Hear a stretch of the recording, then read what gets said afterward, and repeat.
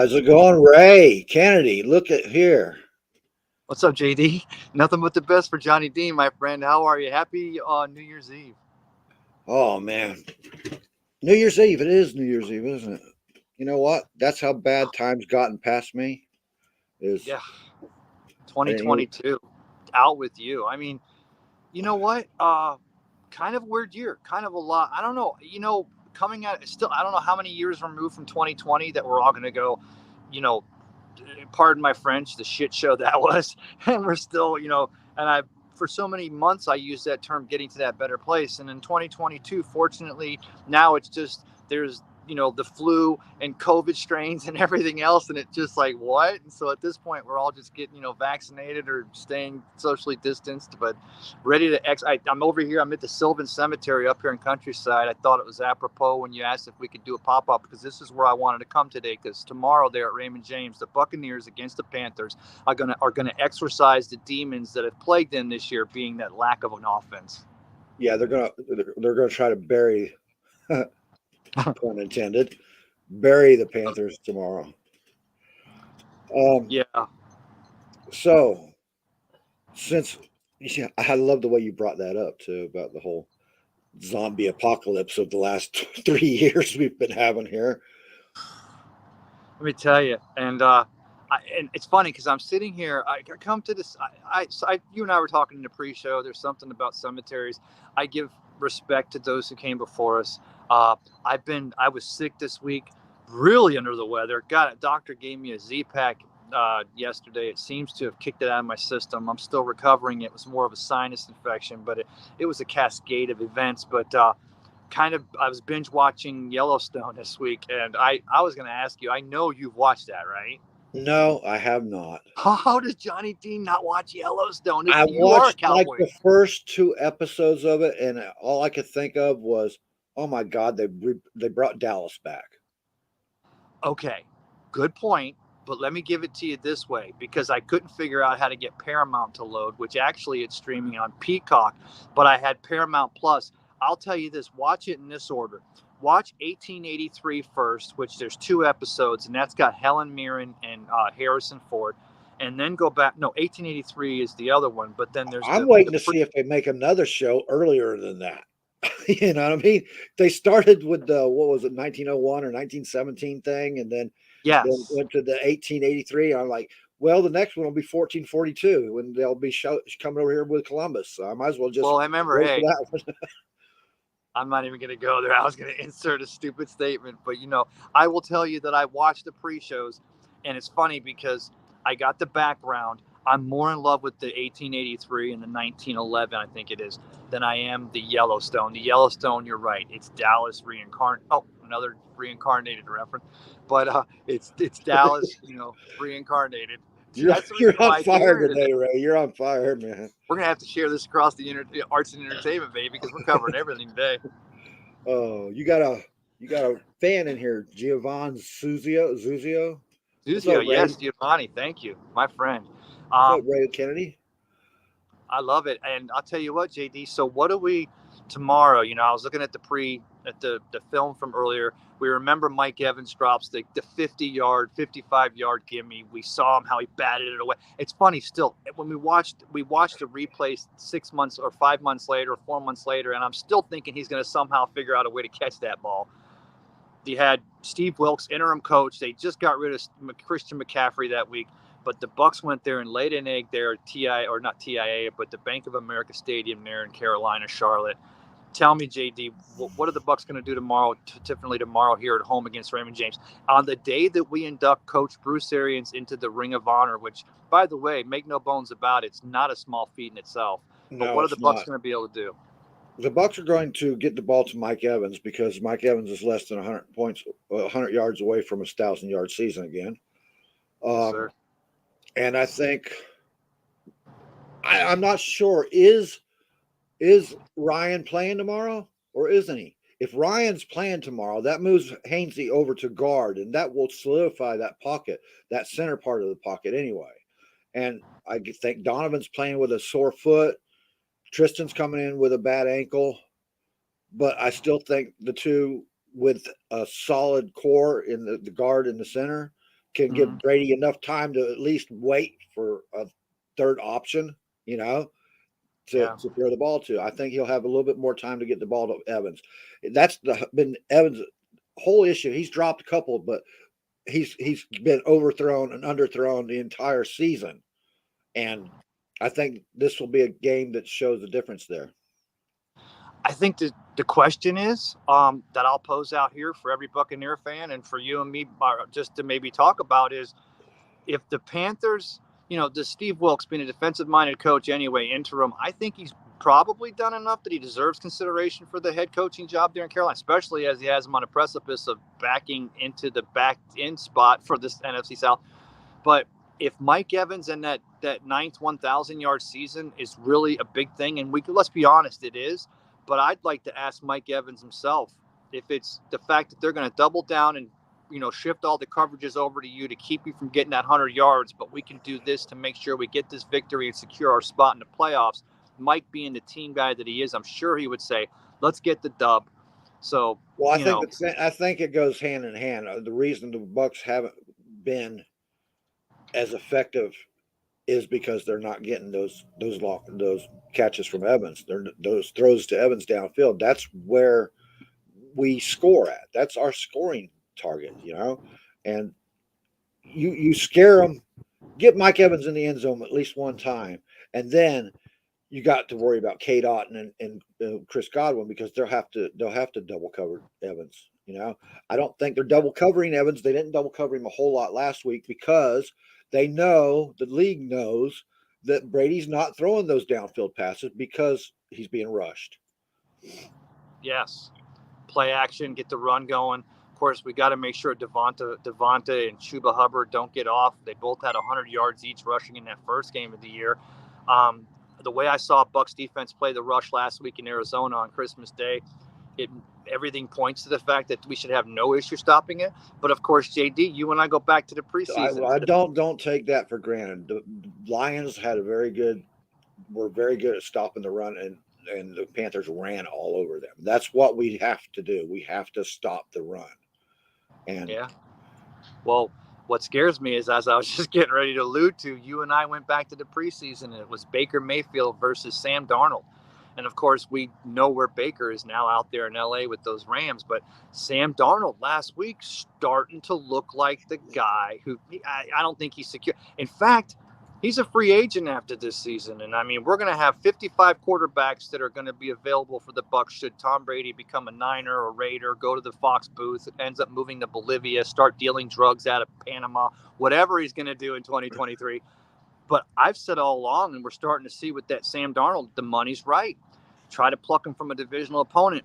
But going into tomorrow, that's the one thing that scares me is if this Buccaneers defense goes in with balls to the wall to stop the rush, don't forget, Sam Darnold has not had a stellar career, but the kid can still tote the rock going back to USC. I don't want to see that happen tomorrow at Raymond James Stadium. No, I don't. Sean Spencer, how you doing, buddy? Happy New Year to you, too. Sean, can you hear the thunder? Can you hear the thunder when I'm coming in here? No.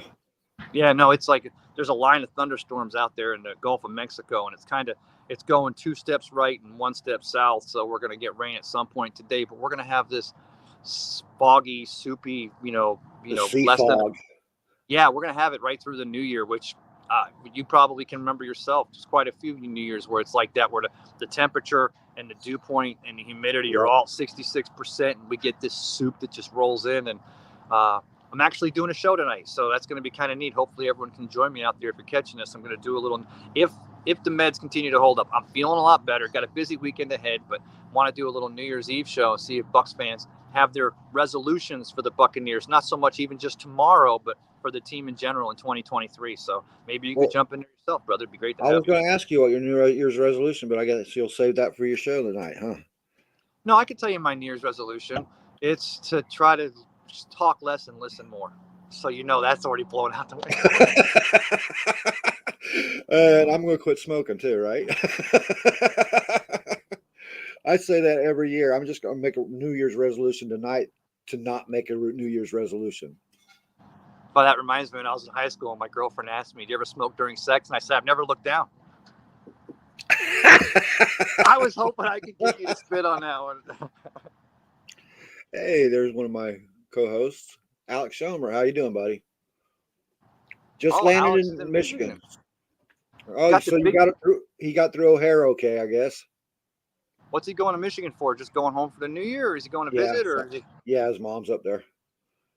Yeah, got the big four on today, right? The big four. You got, what is it? Michigan versus Ohio State, and then oh God, it's been such a busy week. No, I it's forgot. Georgia versus Ohio State, Michigan against TCU.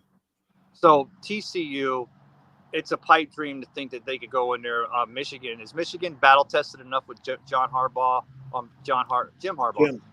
Are they battle tested enough that they cannot get surprised by a strong TCU, or does TCU just kind of shooting above their, like a Baylor, kind of shooting above their weight class? They are the underdog in it, but I see. Here's what I got. This is my plan. Okay. Okay. I plan on Michigan beating TCU. I know everybody's going to hate on me for this, but I plan on Ohio State beating Georgia. So we get that rivalry championship that I've been dreaming of. Ohio State, Michigan in a championship game. Come on, man. You can't ask for a better championship game than that right there. And Buccaneer fans, we've been rooting for underdogs. I'm going to get a shirt made that says been rooting for the underdog since 76, because that's what we do, right? And just like we root against in Alabama, as much as we like to see a strong team, and Georgia's got Rick's doing everything there, and they're bringing it on every year.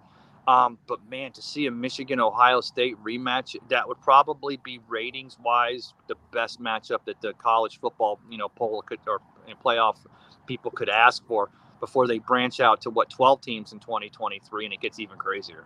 Right? I mean, that's an old school pipe dream. I always wanted the rivalries in there. I wanted those true rivalry teams in there, man. And that you can't ask for a better rivalry right now than Michigan and Ohio State. You can't. Johnny, let me ask you this, because I saw James Canada, of course, former Buccaneer, former Indianapolis Colt, host of the Big Game Sports Buzz and the Chop Shop. I know what you're going to talk about. Because me and James were talking about this this morning for a while. And like I told him, there is nothing out there. All right, let me preface this. Go ahead and finish what you were talking about and let everybody know what discussion we're having. So we're talking about the players that, they pass on playing in the bowl games because it's all about, the next level. Even ironically enough, in a day and age with name, image, and likeness, where players are already being slotted and paid accordingly to their talent, skill levels, or their placement at the college level, more and more players now are opting out of these games. And as we talk about an expanded playoff scenario, what are the bowls going to start doing to try to make themselves, relevant again? Or are they going to be able to be, or are bowl games just, big bowl games just a complete thing of the past? Here's my take on it. There's two bowl games that kids have to show up for. The East-West Shrine game. Oh, yeah. And the Senior Bowl. Okay? Ooh, yes. Other than that, if you're not in the playoffs, then to hell with that, because the colleges don't care about you. It's become monetized. Look at the names of these bowls. Okay? The Jimmy Kimmel Bowl, give me a freaking break. All right? I don't need to see a 4-5 team going in. I don't care if the kid's going to be in draft consideration, then don't play. You got the Senior and the East-West Shrine game to play in. That's what the scouts want to see right there. That's spoken like a former player. That's the bottom line. Well, and I'm gonna go ahead and preface this, because I'm media credentialed on Monday, and I'll actually be over at the ReliaQuest Bowl at Raymond James Stadium. ReliaQuest is a great company here. It's an online cybersecurity company, been around since 2007. Brian Murphy, the CEO and owner. But first of all, I love the company because I've been in computers since 1992. But Ole Miss matchup on Monday between Ole Miss and the Fighting Illini of Illinois. But of course, the big story in this matchup is the passing of former coach Mike Leach. And I don't know if you and I had a chance to talk about it, but that was a hell of a cat, wasn't it? That coach Mike Leach. And what were your thoughts when we lost him this year? Oh, well, for one thing, we lost an offensive genius, man. Oh, I mean, he started the.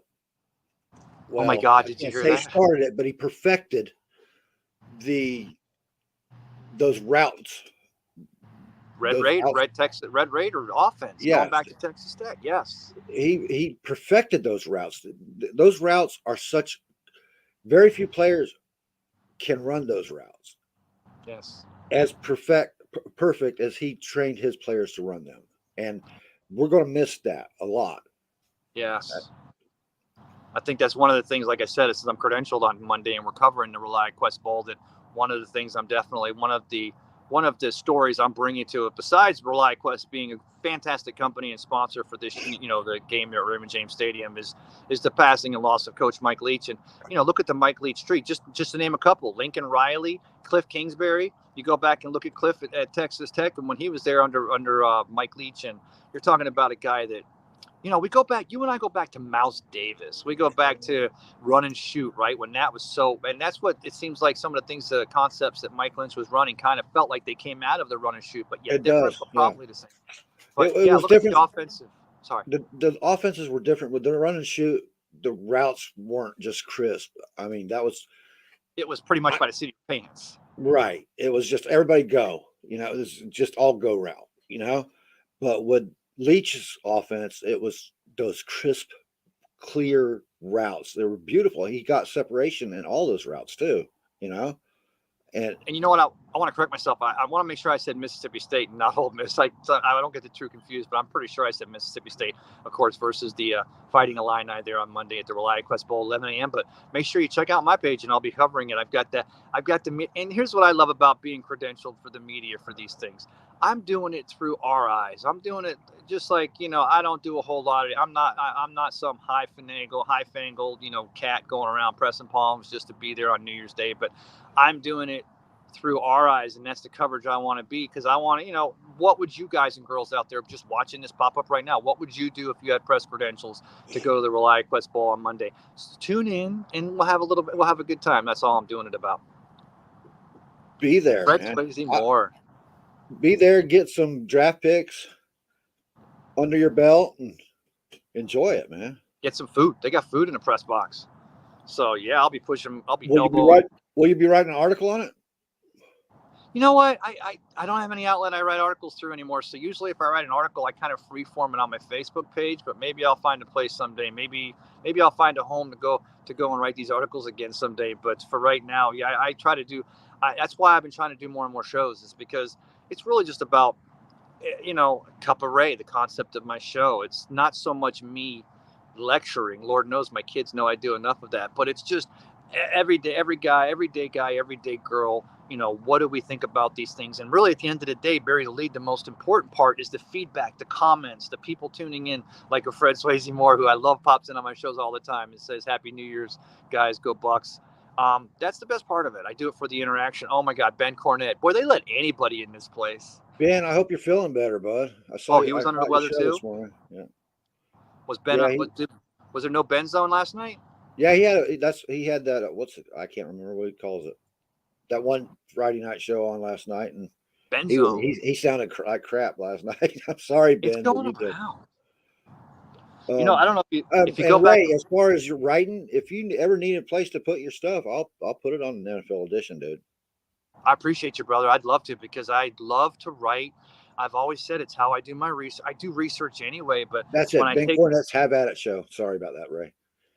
Oh, the Have At It, right? But it's in the Ben Zone. I apologize. That's on his social media portal that he has it on. But yeah, I would appreciate that, because it's about the research. I always say, everybody says, "Oh, your writing is so good." 2019 Creative Loafing Best Local Columnist. In fact, I'll have that on my tombstone someday when I'm under the ground here. I don't know if I'll be here, but yeah, I do the research, I lock it in, but when I write it out free form as a story, I'm writing it out, it helps me to lock it in, so I'm able to present it more, and so the show ends up being a little less discombobulated. Right. I love them oak trees in the background, man. I that's the one thing I miss about Florida, man. We don't get those big oaks like that. Really? You should see them all over the place. I'm in the, I'm not going to turn it around, but I've got the mausoleum right over here. It's funny because this is a Florida cemetery for you. Not funny. Well, maybe funny. Haha. Like funny how? Like a clown. But so we got all these oak trees. beautiful statues, very older De Sylvan up here in Countryside, but then the mausoleum. So you have all these oak trees, these spider oaks all the way around. But in front of me, as I'm talking to you, I've got a line of palm trees, like it's Palm Springs, California, in front of the big 2-story mausoleum. But Right. you know, And the Spanish moss, man. Ugh, that's Spanish something you don't get up here at all. A little while ago, there was like a squirrel or something back here that moved, and it scared the crud out of me. You know, Are you sure it was a squirrel? Well, you and I talked about this, of course, back in the day, high school, back in circa, 1980s, whatever, cemeteries were the place, in fact, today, except for with cameras and motion and all that. But we used to go to it, and it was always respectful, right? Never disrespected, never, in fact, we'd always, talk to those around us and recognize, but used to be a popular place to bring a young lady or maybe bring a high school party, maybe a foursome with a 12-pack of Busch beer. But you always had friends around you, like I am here with you, talking with you. We're together here. You just said a foursome with Busch beer. Yeah, it's the redneck in me, brother. I can't help it. Oh, yeah. Them were good days, man. I enjoyed those days. I wonder what the kids do these days. I mean, really, it's to wonder why our kids go around wound up like a terribly made watch, because there are no more places where you could go off the grid. Johnny, remember I've told people I used to be literally at the business that was next to One Buck Place, which was the trailer behind, the East Runway at Tampa International, Fridays at 5 p.m. till Mondays at 8.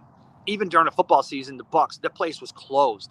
And my friends and I would score a case of beer. I had the Ford LTD, the four-door. My dad bought me. It was an old cop car. We'd head right over there.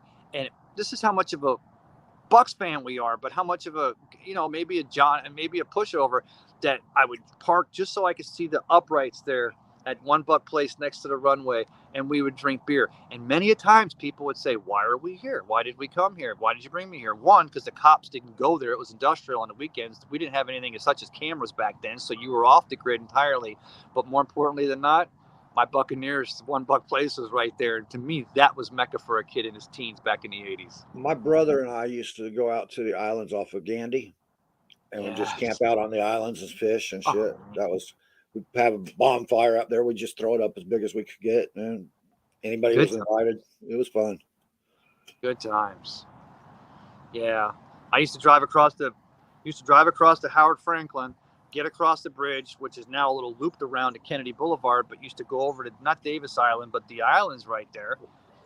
I had a girlfriend. She was 17. I was 18. Or I was 17. She was 16. And we're driving over there, right? So I was a bigwig driving to Tampa. And it's a true story. I can't believe this. I'm telling this, but we get over there and make the right. We're going through the neighborhood, all the nice houses, which back then that was Millionaires Row for Tampa. And she says to me, why are we here? And I said, you know who lives there? And she goes, who? And I'm like, that's Hugh Culverhouse's house. Who the hell? What kind of guy? Vomit. Let's egg that damn thing. Well, yeah, right. Back then, I should have yelled, Joy, how do you really feel? She's like, you know what? I hate him so much, I dig him up and kill him again. That was a great comment from her, too, man. You know what? I would pose everyone out there. It's New Year's here in Florida. It's over. It's starting to rain now, but that's okay, brother. I'm so glad we got the chance to do this. Go back and look at what not Gay Culverhouse, of course. That was, Hugh Culverhouse. But Gay Culverhouse was Hugh's daughter. Joy was the wife and Gay was the daughter. I didn't know this until I did some research recently, because I was doing some research with Randy Grimes, who I've had a chance to have on my show, and I get a chance to talk to him all the time through the Randy's awesome. What a great guy, and what he does for athletes in addiction, and himself having gone through addiction. Did not realize that Gay Culverhouse, before she passed away, way before her time of cancer, of course, the trust had already taken over the team and sold it to the Glazers by then, but she was one of the early criers, if you will, for chronic traumatic encephalopathy. She was they got a great story. It's available online. I challenge Bucks fans out there to read it. It's not a long read, but she met with Richard Wood, Randy Grimes, Scott Brantley, who we know was truly affected by the concussions and the chronic traumatic encephalopathy. But Gay Culverhouse, way ahead of her time, was ringing that bell. This was before, the NFL had the settlement and acknowledged that concussions were a thing and started doing the things that they're doing now. But so, as much as I like to poo-poo on the Culverhouses, maybe because I'm in a cemetery and I'm on here on December 31st before New Year's, maybe I'm turning in. No, I'm still going to hate on Hugh because that guy was an asshole. But his daughter was ringing that bell early on with the concussions. And, of course, now in 2022, soon to be 2023, we're now realizing, yeah, that's kind of a thing. Yes, I agree. I just talked too 100%. much. Sorry. No, you don't. You don't have to start that. What do you call it? Your resolution yet? This is true. I got it's like so yeah. So yeah, I got so of course the family's in North Carolina. Spoke to my wife this morning. They're not, they'll. I'll be awake at midnight, but got a big day tomorrow doing a pregame, halftime, and postgame show with the Buccaneers. Going to be covering and locking it down. Place called Whiskey Wings up in Tarpon Springs. I'm doing a shout out for Whiskey Wings. If you guys and girls, I'm going to share this. Of course, I haven't had a chance on my Facebook page, but if you're in the Tarpon Springs area, there's like six locations around Tampa Bay area. But if you're in the Tarpon Springs area, come by. I'm going to have my soundboard, my microphones. We're going to be doing a pregame, halftime, and postgame show tomorrow. Win or lose, it's going to be a win, but we're going to be doing it, locking it down. So tune in tomorrow, and as we got your full game day coverage there. I'm shocked. I didn't know that Tarpon Springs had anything but sponges. No shoot. Wait a minute. Are you making a sexist remark? I'm kidding. Wait, what does that even mean? Listen to me. Too much Yellowstone. I love it. I love. There's this one scene where the guy. I can say that I can curse a little bit on here, right? I mean, we're not not badly, but I just love it that there's this one scene where they got a bunch of actual rodeo stars and they're doing some rodeo and stuff. And there's one cowboy. I'm sure he's a real famous cowboy. I just don't know who. And he's got this shirt on. It says, "I've been doing cowboy shit all day." And I'm like, I am so going through my cowboy. Was that your version of cussing on my show? That's weak sauce, Ray. That was weak sauce. That's true. What am I even asking about? You're like the king of cuss. So, Johnny, can you share with me what resolution maybe you were thinking about for 2023? Is that it? I had to answer my wife. She was asking me a question at the same time. Tracy, Happy New Year's. You too, Ray. Thank you. Ray, it is Ray. Ray. Good to talk to you, Tracy. Yeah. How about you, JD? What's that resolution for 2023? To not make any resolutions. You are such an old school bastard. I love it. Every time I've ever made a resolution, I gave up on it the first night. So, yeah. That's true. I got a resolution for the Bucks. Oh, let's bury the Panthers. I love it. Take them. Coming to you from Ray Kennedy in the cemetery. Bury the Panthers. You love it, right? I'm right here in front of Mr. David Keck, Bonnie J. I'm gonna do a little shout out. What is your prediction for a score, Ray? God, I've been so off the radar on these all year. But so do like I do and go completely opposite of what you really think.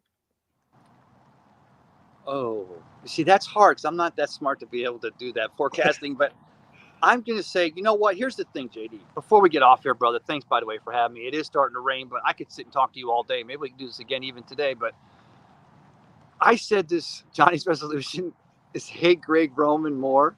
Oh, I don't think I can. Oh, shoot. We said this 4 weeks ago when it pretty much turned out that the NFC South in 2022 was going to be a shit show. I can't even believe I'm saying this, but I guess it's probably worse than the NFC least of 3 years ago. Am I right? I mean, if not, it's a close right there neck and neck. It is. It's embarrassing. Okay, I'm going to let you get out of that rain. No. Oh, okay. I was saying, where else are you going to get a pop-up show where I'm in a foggy cemetery with the rain coming? All right, just don't get sick on us, Ray. Oh, look at there. See? Out mouth into the air. I said this 5 weeks ago when it became apparent that 2022 was not going to be expectations. And I shared a thing on my Facebook page. When you look at the indoor facility over at One Buck Place, the Advent Health Training Facility, you see the markers. And man, you see 2020 Super Bowl. You see 2020 NFC champion. You see 2020 Super Bowl champion. You see 2021 NFC South champion. And I said this, that 2022 NFC South champion, no matter how you get there, that's a badge of honor. I did not want to see the Buccaneers be able to win a couple of games and have it by default. So I won't give you a score prediction yet. I'll save that for either my show tonight for New Year's or my show tomorrow. But I'll tell you this, I'm very, very happy, and I hope I'm not regretting this, but I'm very, very happy that it's going to take a win tomorrow against a divisional opponent in the Panthers, a formidable foe, to lock the NFC South up. Because here's the deal. Get the victory against the Panthers tomorrow. Rest some people against the Falcons next week. Don't forget, you still have next week to get Mike Evans at 100. So if the Falcons decide to roll the coverage and double down on Mike D, go ahead and hit Julio, hit Gage, use your running backs. But get some rest next week and then go into the playoffs knowing that you earned the South, whether it was 15-2 or 2-15. So you get the victory tomorrow. You're the best team. You get in there. If you don't, then we're sitting here New Year's Day saying, well, I guess the best team won. But hopefully, and I'm pretty solid that it's going to be the Buccaneers because they are the best team. Our team, the Tampa Bay Buccaneers. I think I'm going to make a prediction, not score prediction wise, because I'm like you, I don't want to jinx anything there. But I'm going to predict 2 touchdowns for Mike Evans tomorrow. Oh, God, I hope so. And the thing is, JD, do they on first down, because, of course, we know the thing with the Bucs this year, it's been, they run too much on first down. If you go play action on first down and just throw it 65 yards to Mike and let him open That's it up. a misconception, Ray. They haven't run any more on first down this year than they've passed. I know. And that's what I think. And also, let's be honest, though. You saw it last week versus those Cardinals. They have started to get heavy on the run again. I saw a thing this week. Somebody hit me on one of the shows I was on, and they said, I don't want to misquote the company, but it was one of the Bucs people that covered the Bucs, and they said that the Buccaneers have, God, I forget what the stat was, but they've done something this year, and I'm like, and they've done something this year where they've had less efficiency on third down or whatever. But basically, the stat proved out to be, well, yeah, because they averaged 30.5 points a game in 2021, 29.7 in 2020, and they're averaging 17.6 this season. So, we can try to look at all the chinks in the armor and say, where are the Bucs struggling? Well, obviously, they're struggling in scoring. That's O-line, because Brady doesn't trust the O-line. Yes. If you don't trust your O-line, 2 seconds per pass? And there are times when Brady's had a pocket, but he don't trust the O-line. I think that goes back to him not being there in preseason. I think it goes back to him not taking his guys out until week 10 or 11 to work with them. I think all of that. This is the divorce year, okay? Let's divorce. That's what we can call this season, the Buccaneers divorce season, okay? Most of our problems go back to that, and the fact that he just didn't have the time. He wasn't Brady this year, okay? He was not Brady. I love Brady. And I understand exactly what he was going through. I've been through divorces. I know you can't keep that, especially when your ex moves across the street from your house and you have to look out your window and see Mr. Two Fingers playing with your kids. Okay, that's stressful, dude.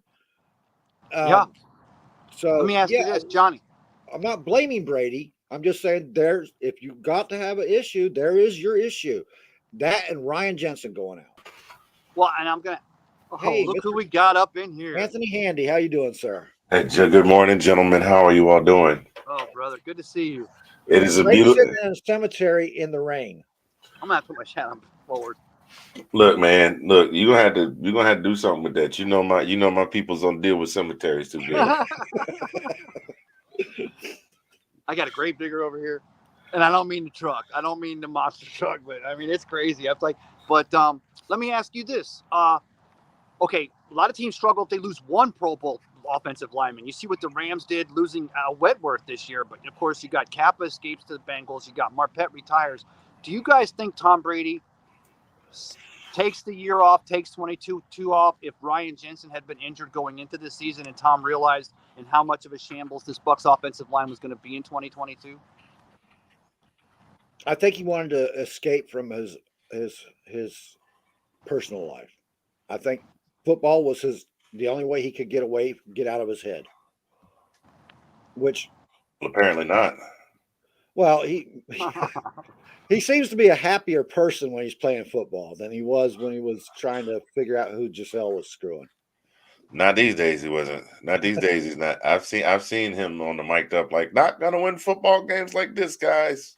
Well, yeah, that he's back to being Brady now, Brady-esque. Okay, Hey, he concentrating on the games. we got any Falcons fans in the house? I wonder. The reason why I ask is because you got to take off both shoes to use fingers and toes to figure out mathematically that if the Panthers beat the Bucs and then the Panthers lose next week and the Falcons win the next two, you guys are not mathematically eliminated. I mean, you guys are still pretty much in it, right? No, I think we were mathematically eliminated last week. Oh, man. Sorry, brother. I thought, because I'm all about drama. Just look at my marriage, 23 years of drama. But I thought you guys still had a mathematical shot. Man, look, I knew going into the season after 2 games in, I was like, well, this is not going to be a playoff year. And I hate to be that. I hate to be, Mr. Gloom and Doom, but I am a realist. I love the Atlanta Falcons, but I also hate the Atlanta Falcons. I mean, I simultaneously love and hate my squad because they have. Man, that sounds familiar. They have these moments. They have these moments of absolute and total brilliance, like the Super Bowl season where I'm sorry, not the Super Bowl season, the year the Giants beat the Patriots, the second go round, I think it was. No, wait a minute. When was the undefeated Patriots team? What season was that? Oh, the year I moved to Elwood. 2007. So okay, so this had to have been like 2009, 2010-ish. Because I was with my wife at that point. The Falcons went 13-3 that season. They ran through the NFC South like chili through a pig. And then they got bounced in the first round by the New York Giants, who then turned around and that was the second time that the Giants beat the Patriots.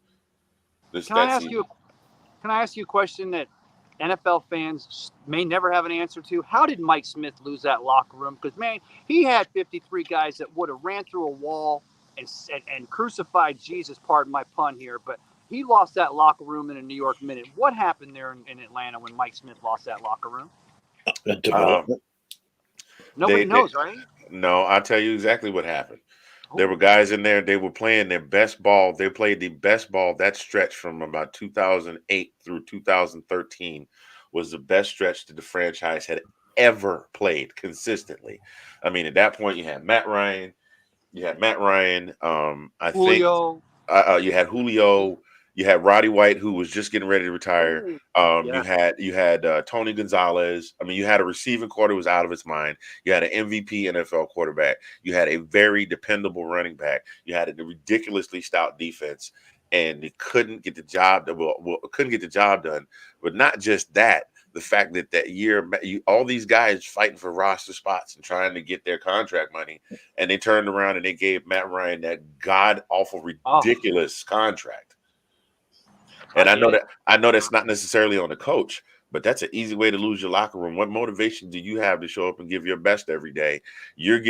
Everybody's giving their best, but all the money goes to the quarterback, which goes back to that old adage that says the quarterback bears the lion's share of the shame and wins the lion's share of the glory when the team does good.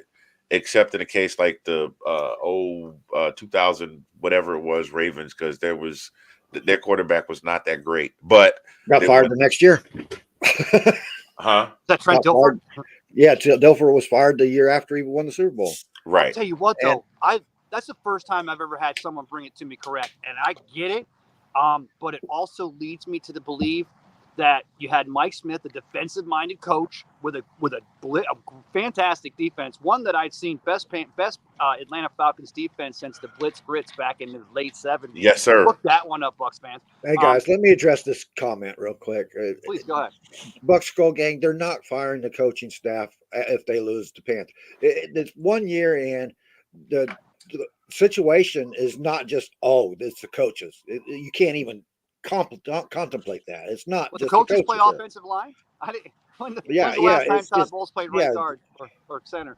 I mean, we would all love to see more fire from out of Coach Bowles, but that's not who Coach Bowles is. Coach Bowles is more of a Tony Dungy guy. You saw that fire last week when they ran it on second, third, and fourth down and came up short, and he dropped that bomb. And I'm like, that's the Todd Bowles that we hear in practice exists. Well, but I'll tell you what. That's what I was saying. So he's more of a Tony Dungy guy. Tony would throw his hat a couple of times, But Oh yeah, for the he's most grab a part, guy.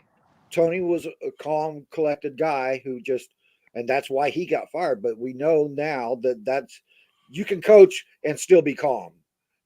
I What want was Tony's more biggest accountability. problem, though, Johnny? What was Tony's biggest problem? He was too nice a guy.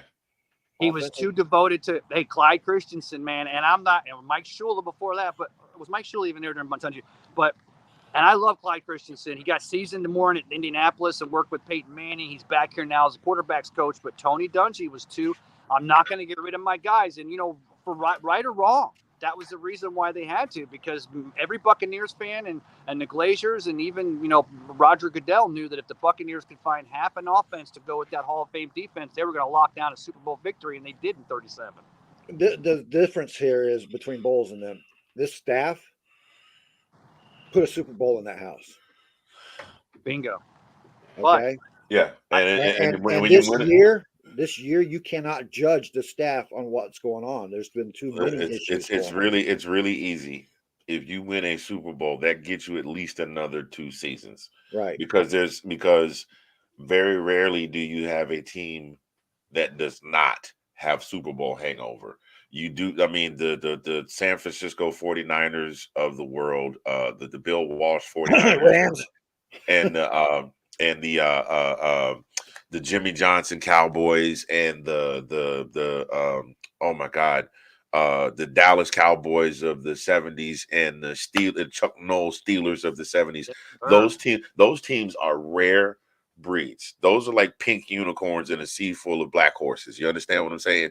Oh, yeah. Most times you see these teams come back and they struggle a little bit after that Super Bowl appearance, and especially in the modern era, when a lot of these Super Bowl teams are put together on free agents, and like they're held together, they MacGyver these teams together to win a Super Bowl. Right. And then a lot of these guys get these 1-year deals, and some of them retire, and some of them, okay, I've got my ring. I'm going to go back to my old squad, sign a 1-day contract and retire, whatever the case may be. So you get a lot of that. I mean, think about that. How many guys did they bring in on free agency that year, the Bucs, to win that Super Bowl? Oh, like 15 people? Yeah, like you had JPP, you brought in Gronk. Who else? Leonard Fournette. Defensive speaking, you had, man, now you're putting me on a spot, but maybe not 15 people, but we had at least 10 or 12 additions to that squad. And they played like they'd been together for a decade, half a decade. Right. And so you get that. When you do that, if you do that and you get guys in their prime and they stick around for a couple of years, boom. Case in point, the Herschel Walker trade created the greatest Dallas Cowboys dynasty in franchise history. Besides maybe, I guess, well, I won't say in franchise history, in recent franchise history, because you cannot discount Tony Dorsett, Roger Staubach, Ed Too Tall Jones. You can't miscount, Randy White. You can't discount those guys. But one trade created a dynasty. So, it could be argued that if you get guys in their prime, then they can stay together for a few years and make a good run. But in this modern age, it's like, okay, we got this guy. We need something. We need another running back to shore up our first stringer. We need a couple more wide receivers. We need a edge rusher. We need a outside linebacker. They grab 5 or 6 guys and throw them together, come out of spring camp, knock everybody upside the head, take their these teams are like the school bully that shows up for 1 year because they got kicked out of whatever school they were in. They take everybody's lunch money for a year, and then they wind up having to transfer to another school. You dig what I'm saying? Sure. Yeah, and I'll tell you what, Bucs fans, if you think a coaching change is what's deserved, and I'm talking about regardless of what happens tomorrow, it's going to be a Bucs victory and locking up the South. But I watched Carlton Davis, I watched Antoine Winfield and Sean Murphy Bunting last week covering. Of course, it was against a 17th string quarterback. But I look at this Buccaneers defense, and if you're ready to throw the baby out with the bathwater, not taking into account the offensive line problems in 2022, but you're ready to blow up this Todd Bowles defense, then you ain't been a Buccaneers fan long enough, because there's been days that I'd go back and take that John McKay defense, which was actually Wayne Fonz. There's been times where I would give my left whatever to get 79, that Tony 80 Dungy defense back. I'd love to have the 79-80 defense back, but that was Wayne Fonz, right? Yeah, Yeah. Remember Shout that. out. Number one ranked defense over the Doomsday defense, over the Purple People Eaters, over the what was the Four Horsemen, over Oh Pittsburgh man. Steelers. And those are some nasty defenses. Yeah, and I would love to have that defense back. But Shout we're out. gone. That's living in the past. Yeah. What he Buck Skull Gang asked, what if we miss the playoffs? Whose fault is it? It's no single person's fault. It never usually is a single person's fault to see a collapse like that. We don't have Sue in the middle there bringing the attitude. We don't have JPP with his leadership.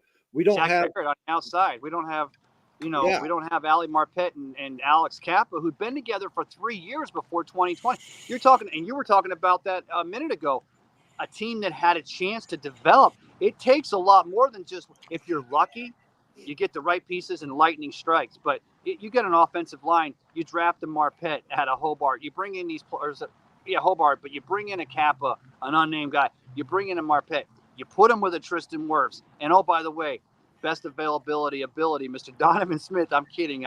Donovan's had some troubles this year. who has been good in run blocking, and that's what But a lot you gave of the those reason. guys. But Johnny and Ryan Jensen was a free agent, in 2019 or 2018 or 19? But those guys had at least 2 and 3 years to develop, to not matriculate, but to percolate. Come on, we're not doing the Hank. We're not doing Hank thing today. Hey guys, I could do this all day, but I'm getting soaked, and I got to go talk to the gravedigger because the deeper he's digging, he's looking at me. So I appreciate that. He's like that guy. Around, Ray. This guy's about 6'1". Hey, buddy, want to earn $50 real quick? He's like the old guy, back in the West. He keeps coming over and measuring me. I'm like, what are you doing, brothers? Happy New Year, and I'll talk to you. Hey, don't forget, if I can get on tonight, if I don't catch pneumonia from being out here in the rain because I've been a little under the weather this week, check me out tonight. I'd like to do this and have you. If you guys want to jump in, message me. I'll send that link. But I know it's New Year's Eve. I know we got family stuff, but just let me know. All right, brothers? Send me the link. And what time, Ray? Let me put you up here and promote your show. I'm going 8 to 10. I'm not going to go, oh, brother, there you go. Oh, God, look how old I look. 8 to 10. I'm not going to try to be out at midnight. I'm going to go down to Ferg's where the party's at tonight. They got live bands. I'm going to have my mic. So I'm going where the party at? What's that? Where the party at? Girls is on the way. Where the Bacardi at? And you put an open mic, you get people reveling on New Year's Eve, and I'm going to be talking Bucks football and resolutions. So join me 8 to 10 tonight, Cup of Ray. And again, thanks for having me, fellas. Anytime, Ray. You know it. Hey, take care, brothers. Talk to y'all real soon. Happy New Year, brother. Hey, man, before we keep going, Johnny, I got to send a quick shout out to the #1 commenter. There was not an award for this category last night, but the #1 commenter across all platforms, Mr. Scott Thaler.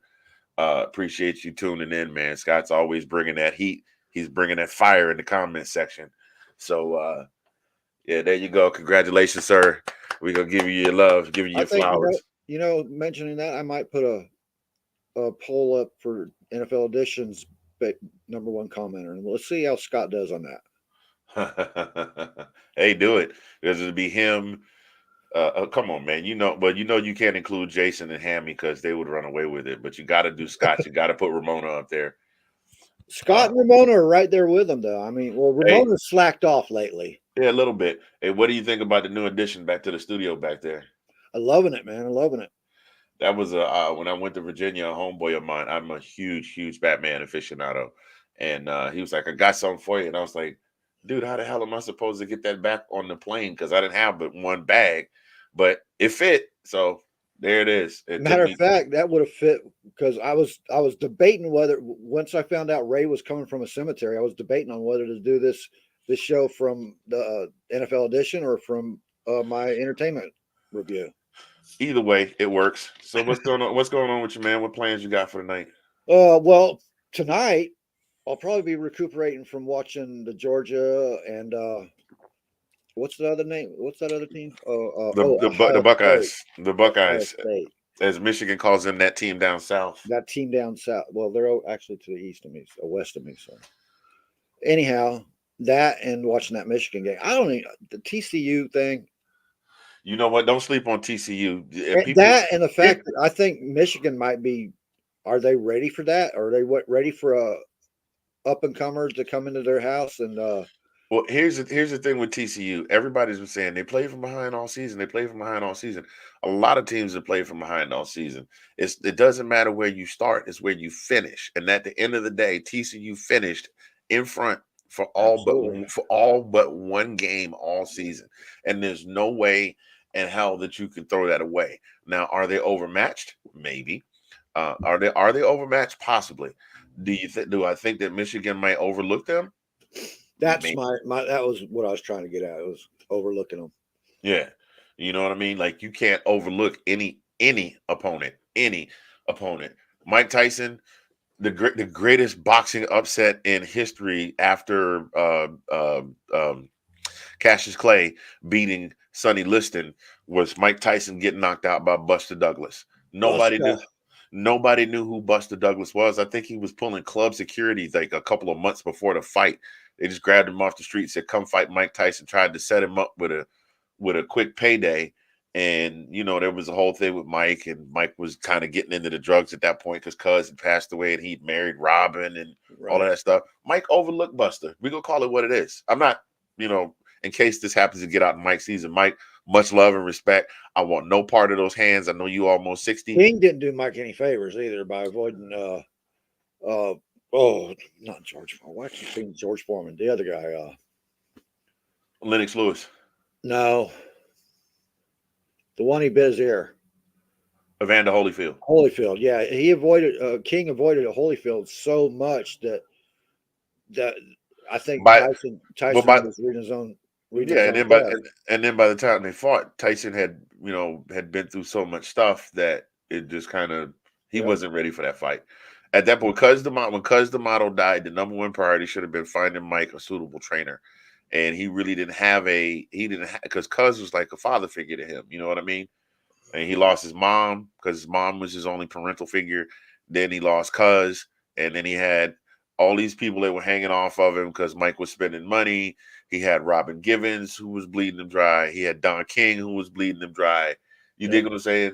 Like Mike has said that he's made his peace with Don, but he's like Don steals. He's like Don steals.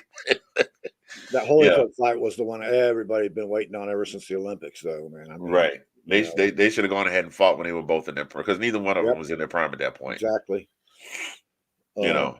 So but yeah, so I think that Michigan may overlook TCU and get popped in the mouth, maybe. And but do I think this is a better Michigan team than last year? Definitely. I think if it comes down to it and Georgia wins tonight and Michigan wins tonight, then Georgia is going to be in for a real dogfight. I don't mean like, oh, we're going to play with Kent State for 3/4 or I'm going to play with Missouri for 3/4 and then we're going to score 2 touchdowns, a couple field goals. I don't think Georgia I don't even think the thought process is in their head to overlook Ohio State. I mean, it's Ohio State. You can't overlook. I definitely don't think they've overlooked them, but you cannot deny. I was just pulling up the stats to look at. Georgia and Ohio State offensively are ranked 8 and 9, right behind each other. Yeah. I didn't realize that Georgia was ranked that high. I thought Ohio State was probably ranked that high, but I didn't think. I think Georgia was, top 15. Yeah, Ohio State is ranked at 8, and this is from the NCAA website. Ohio State is ranked number 8 at 492.7 yards per game. Georgia is ranked number 9 at 491.9 yards per game. That's something new. Now the big difference between the two is Ohio State is doing it through the air, Georgia's doing it on the ground, but still, it doesn't matter how you get to the finish line as long as you finish, right? So, I've already said my piece with you about. It's nothing personal against Georgia. I'm just looking for that rivalry matchup with Michigan and Ohio State. I would love to see that. If Georgia was playing Florida in this game, then I would be for Georgia. You know what I mean? Dude, could you imagine if Florida had made the playoff? Oh, that would be Florida won, and Florida was playing in the Fiesta Bowl tonight. And Georgia wins and Florida wins and Georgia and Florida played in a national championship. Yeah, that would be amazing too. See, that's what I'm all about, that rivalry stuff, man. I love that. Would be. I mean, so I'm there with you. Georgia, Florida, Ohio State, Michigan. Give me another big rivalry. Texas and OU. Oh yeah, that would be a good one too. Both of them in the primes would have been great. Virginia Tech versus Clemson, like, you know what I mean? Like some huge Miami, Notre Dame, Florida, and FSU. Those would be some of the highest ranked. I think that would be some of the highest ranked. Alabama and Auburn. Yeah, would be ridiculous because you got both fan bases completely rabid. Yes. Dude, they still got tickets available for the Peach Bowl. They're only a couple $100, but they are up in the make your nosebleed bleed seats. Get oxygen deprivation. Right, you gotta take a oxygen tank and a mask. Seriously, there's some resellers you can get some good seats, but they're gonna cost you about $10,000. How are you feeling today? We got Alex Schomer sitting here live at the Michigan game today. Okay. Is he's in Michigan? Yeah, he's at the game today. No. The game's at the Fiesta Bowl's in Arizona, I think. Okay, well then. But he's just in Michigan with his family. He said something up here earlier that made me think that. Yeah, he went to visit Michigan. He went to Michigan. The game's not in Michigan; it's in Arizona. But I know that Mercedes-Benz is going to be full of dog fans. I mean, it's only Atlanta is only about 45 minutes from Athens. And I think you're frozen, sir. No, you're not. Okay. No, I was trying to read. dude, you have the crazy ability to be able to stand so still that it looks like you're not moving. You know what I mean? I'm too full of. I got too much. Can't sit still. Like I can't sit still that long. Well, I'm usually like this and moving around, but when I'm trying to read, I have to really focus in. You'll lean up to read something, and you just be like, "You're Johnny. You're Johnny. You frozen." Nah, man. I was just reading something. You're a floating head today, man. Oh, well, I didn't hit all the lights because I wanted to see. I've been trying to figure out the best lighting for this whole scenario. Like the overhead light is totally washing out this sign back here behind me. When I turn these on, then I get a washout on this sign over here. Yeah, and it's daylight out. I got the blackout curtains, but they're still coming around the back. Where did you get that made at, dude? The Batman thing? I didn't get it made. A friend of mine had it made for me. Really? Yeah, that is awesome as hell, man. I like that. Yeah. I had to rearrange the padding a little bit, and then I'm gonna hang up. I'm gonna hang Sanford Stadium. Well, I don't know where the hell I'm gonna hang it because you won't be able to see it. I may move this sign right here and hang Sanford Stadium right there. There's a friend of mine got me. Let me show you this. I got laced up with some gear, man, this year. Hang on a second. Let me get this and show you what the Joker looks like. Nathan, I am so glad you said that. Go Terps. That's all I got to say. Go Terps. So my homeboy is my younger brother. Now, mind you, when I use the term brother, I only have one biological sibling. I have one younger sister. Never had any brothers. But so when I use the term brother, like a good friend. So my younger brother is a Notre Dame fan, and younger brother. Thank you, crew. Appreciate it. Trust me, I've tried that, but this is a very small room, and and I got to deal with whatever light fixtures I have in it because when I turn that light off and turn on I don't have a ring light. I got them old schools with the big umbrellas. I got the ring lights coming with the adjustable lighting, so that will make a big difference. But he's a Notre Dame fan, and of course I'm a UGA fan, so we're always at odds come college football season. But he every year we try and outdo each other on the team gifts. So this year he got me a 3D representation of Sanford Stadium. That is nice. Yeah. So when I was at that game, when I tell you I was at that game, we were down here on this sideline, and over here's where the scoreboard is, and then there's a bridge that runs on the street behind here, and the student center's back over here. So when they do the dog walk, they come from here through here, come around, they come in the stadium, and the band is playing, and yada yada yada, and then the locker rooms are back on this side. You sure you want to nominate Scott Thaler as one of the top commenters? Sure, absolutely. See what he put up. I see what he put. Well, look, I made no bones about it.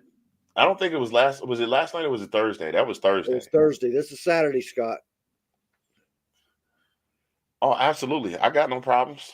I got no problems with that. Look, man, it's on the internet for all eternity. So Yeah, and if you would like to see Anthony sniffing his own farts, check in to Thursday's NFL Edition show. I wasn't sniffing them. Brother got to breathe. Is what I'm supposed to just sit over here and hold my breath till it's my turn to talk to. See me mess around and pass out and shit. Just see me panic. Got the eyes watering and everything. Yeah, it was bad though, bro. It was bad. I found a new chicken place I'm in love with. I already got an order on DoorDash to have. We can't talk chicken without Nathan. Here we go. Of course, and of course it's a wing spot, but it's good. What's up, Nathan? Good win by your boys yesterday. I love the Terps, man. They put the world on notice. Come on, stop, man. They won a bowl game. Don't do that, Nathan. Don't do that. I think they put the world on notice with their season this year. Oh yeah, absolutely, 100%. But now wait a minute. Now I will say this. There are some teams next year that are going to be trouble if they can maintain what they had this year. Go Buffs. South Carolina with their second half of the season surge. Tennessee. Oregon. I'll even go so far as to say I don't want to say Maryland, but I really don't want to say this next team because I'm not 100% sold on them yet. But maybe Miami, although Cristobal's season was kind of a disappointment based on what they were expecting out of him. But those four teams are going to be trouble. Do you hear me? I got a different set of standards on that. I think South Carolina is going to. Well, how do you feel about South Carolina? Do you think that they caught lightning in a bottle this year? Go Bucks. Hey Eric, how you doing, bud? I kind of feel like Happy New Year's Eve. I'm not big on South Carolina, not like Sean is, and Sean's kind of twisted my arm. He had me rooting against Oregon there, so I don't know how to feel about that. Question for you guys: besides Carlton and Nassib, you guys expect everyone to play tomorrow? Besides those two? Yeah, I imagine that everybody that can suit up will suit up. Yeah, we need Vita. I mean, when Vita and Hicks are in there, Hicks wasn't in there that first game against Carolina. We need him to, they're gonna double Vita, but that leaves. So we need those two. We're giving up like 88 when both those are in, and they're like 140 when one of those two are out. So stop the run, get an early touchdown, get some turnovers. Book School gang in the house. What's up, man? What's going on? A secondary needs, man. That injury of the secondary, they need to play good. When did Carlton even get hurt? He played 100%. I was looking at the highlights. I didn't see him. Did he get hurt? Did he get hurt? I don't think so because he was on the injury. He was on the injury report on Wednesday. Carlton got hurt during the game last week, and went out and came back in. When he came back in, that was the same injury. He's just re-aggravated it this week. It shows 100% the snaps, but I don't know.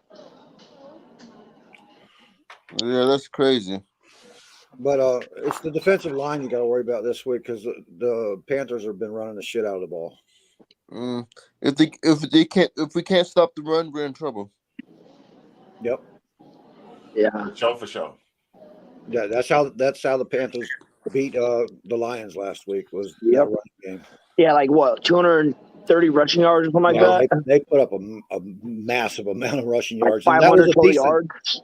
And the Lions had a decent run stopping game too. So, hey, quick question before y'all keep going into your Bucks talk.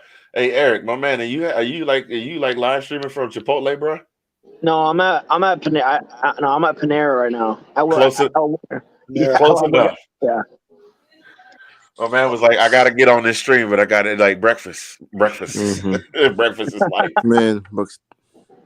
Yep. Will Mike Evans be good tomorrow? Hopefully. I expect Evans to get 2 touchdowns tomorrow. I think they're going to have to use Evans, and if I don't He hasn't know if scored. Ryan He hasn't Jensen's scored since playing. the Chiefs game.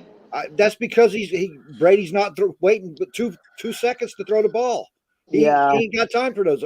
He should have had one against the Falcons, but they called it back. I mean, we still scored. Though, the difference may be Julio Ryan Jones Jensen and Russell plays. Gage. What? Can Russell Gage and Julio Jones step up for once this week? Can they step Russell up? Gage has been stepping up the last couple of I games. mean Julio Jones.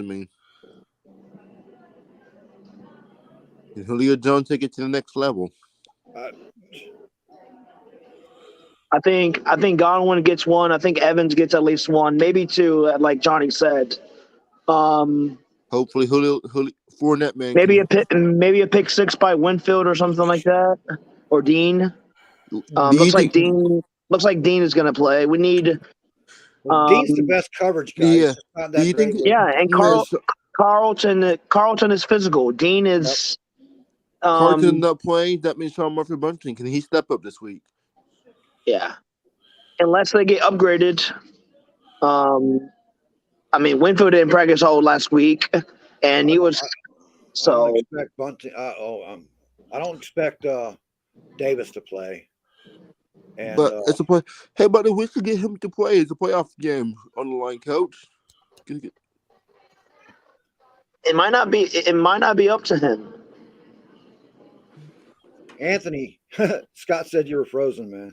Nah. I pulled a Johnny. I was looking at my phone. I pulled a Johnny. I was looking at my phone. All right, guys. Well, I'm gonna go finish my breakfast and get ready for work. You guys have a good night. Hey, before you dip, what's for breakfast this morning? You doing a bread bowl? You doing an egg and cheese? What you got? Nah, hold on. No, hold on. Nah, just a bacon, egg, and cheese on ciabatta. Pretty good. Hey, bacon, egg, and cheese on ciabatta. Oh, what's your prediction? What's your bread, prediction man. for tomorrow's game? My prediction? 24-21. Wow. Or 2016. Hey, just win. We win by 1. We win by 10, by 2, by 3. Just win. Yep. We win and we're in. That's simple as that. Yep. Be right about that. It's like your boy Don Toretto said. It doesn't matter if you win by a mile or by a bumper. As long as you win, that's all that counts. Yeah, to get into the dance. Yes, sir. Full transparency, y'all. I'm the only person on the panel that's not a Bucks fan. I'm actually a Falcons fan, but I understand. I am who you objective. Rooting for? Who are you rooting for? If the Saints lose tomorrow, they're out, right? Yeah, I think so. Or if the Bucks win, or the Bucks win, they're out. I think the Saints gonna man. I don't think they're gonna beat the Eagles. I don't see it coming. No, not unless the Eagles go to sleep on them. No Jalen Hurts either this week. Hurts is out. Hurts is hurt. They're saving him for the playoffs. They got a great running game. Hey, you know what's funny though? The Cowboys sneaking up. Cowboys are sneaking on the door for the number 1 seed. They're sneaking on the door. They still. Hey, look. As long as Dak is throwing 2 picks a game, I don't think they're gonna get that number 1 seed. We have a very good friend that's a Cowboys fan, and she's like, I don't care about Dak's picks as long as they win. And the thing that she doesn't realize is, eventually, if you throw picks like that with consistency, that's going to be the very thing. Would you guys prefer to play the Eagles in round 1 though? Would that be an easier matchup? I think that would be an easier matchup for wild card weekend in the Eagles. I think that would be an easier matchup. Easier for the Cowboys? For the Bucks. Oh, for the Bucks. No. Oh, wow. No, I'd I'd much rather see the Cowboys than the Eagles right now. Y'all don't want no parts of the Eagles in round 1. Y'all would rather probably play the Cowboys. Yeah, because the Eagles are a complete team. That's why nobody's really caring whether Jalen. We care whether Jalen Hurts is in that game or not. But that team without Jalen Hurts at quarterback is still dangerous. Very dangerous. You see, they almost beat the Cowboys last week. Week before. True. Is it bad that every week I watch the Cowboys play because my wife's a huge fan? I watch the Cowboys play. And I'm like, Isaiah, they might lose today. It almost makes me happy. Every time a Cowboys loss happens, an angel gets its wings. You on one today, Johnny D? Was you always on one though? Oh man, it's fun when it's fucked up because I started out life as a Cowboys fan. All right, What happened? Roger Staubach and shit. Well, we got a team. See, I started out. I was a football fan way before the Bucs ever was a team. Right? What, before 76? Way before 76, man. I watched the first Super Bowl. You look young though. You look. Well, thank you. You don't look that old. Damn, Johnny. He said that old, like you Betty White old. No, I say he don't look that old. I said I'm about Betty White old. I was in my senior year of high school when the Bucs became a team. Wow. Damn. So you got a few years on me, my friend. Because I graduated in 88. 88. Yeah. Oh. Well, yeah. You'll get here one day. You know what? I hope to get there. I do. We're not in a rush for that. That's why I've been in such a rush for the Bucs to go ahead and get these Super Bowl wins out of the way, so I can go ahead and say, "Whew, I saw it before I died." You know what? You know how many Falcons fans we lost? It's like that. I never got to see. The thing I regret most in life is I never got to see a Falcons win. When the Falcons was up 20-3, did you thought it was over when the Falcons was up 20-3? Probably you thought it was over. I did not. No, I did not. I'm a realist because you have to play two halves of football, and I've seen that happen before. I've seen that happen before. Did we lose him? Yeah, we lost him. Yeah, speaking of that, I feel so bad for the Falcons, man. The fans that have struggled through this stuff and don't make it to see a Super Bowl. Yeah. Well, that's a sad thought right there, man. You know what though? Here's my 2 cents. There's a small number of teams that have not ever been to a Super Bowl, and then there's a number of teams that have been to multiple Super Bowls and not won. Bills. The Bills with four, not just four, Minnesota. but four, not just four, but four straight years. The Vikings is one. The Minnesota, the Chargers, the Bengals. The Panthers lost a couple. The Panthers. Like it's one thing to go. It's one thing to go and not win. You had the experience of going. It's just like the Falcons have won in the 1990s, but you guys play. They got spanked by John Elway. I wasn't expecting us to win that one. No, let's be real. We backdoored our way in. Minnesota was clearly the better team that year, and I'm a Falcons fan saying that Minnesota was so dominant that year that I put it to you like this. It was a miracle. That year. What year was that? Was that with Glanville? 96 or 97, something like that. But check this out. Here's the deal, and this true story. The NFL themselves was so sure that Minnesota was going to win the game that the Monday after the Super Bowl, they got the package saying congratulations on winning the Super Bowl, blah blah blah, on winning the NFC. Here's your yada yada yada. They already had predetermined before everybody had written the Falcons off. I was not expecting the Falcons to win that Super Bowl. I thought in the last Super Bowl they had a good chance of winning, but at halftime I wasn't tripping on it. Did you thought it was over there for it? Did you thought it was over 20-3? Everyone thought it was over. No, I did not. Really? I told you I am a realist. I don't care. It's just like when the Patriots were undefeated that season going into the Super Bowl, the 2007 Patriots. I didn't think that game was over at halftime either. How about going into that fourth quarter? You had a glimmer of hope there. There was like a little spark inside you saying, "Wait a minute, Falcons gonna win." In your mind? No. I've watched. Listen, you don't understand. I'm also a Georgia Bulldogs fan. For 41 years, we watched Georgia be so close, get to the SEC championship, be winning and lose. Get ready to lie. I ain't gonna lie. Last year, I thought, here they go again. They're gonna right because Alabama was on the verge of making that comeback, and then Stetson Bennett hit Brock Bowers for that pass off the left tackle, and then Keely Ringo sealed the deal with the pick six. Like I was like, I just to be real. It was not over for me. The football game for me is never over until the clock hits triple zeros. Wow. Period. But with one play back from the NFC title game last year. We were one play away from the NFC title game last season. One freaking play away. Todd Bowles blitz on the way he blitzed for Cooper Cup. We really knew. Did you thought we was gonna win, though, Johnny? That game, we came back so close. Yeah, I thought we was gonna win. I really did. We beat the Rams. Did you hear me, Johnny? yeah, I heard you, man. I'm got a damn message here. It's bugging me. Oh. Did you thought we was gonna win against the Rams? Man, I thought we was gonna come. We came all the way back. I thought we were gonna win at the end. Yeah, I was hoping. right up. I thought we had that game right up until that Aaron Donald sack. Mm-hmm. A miracle. The tall boat because the Cooper Cup got blitz. The Cooper Cup thing. Yeah. All out blitz.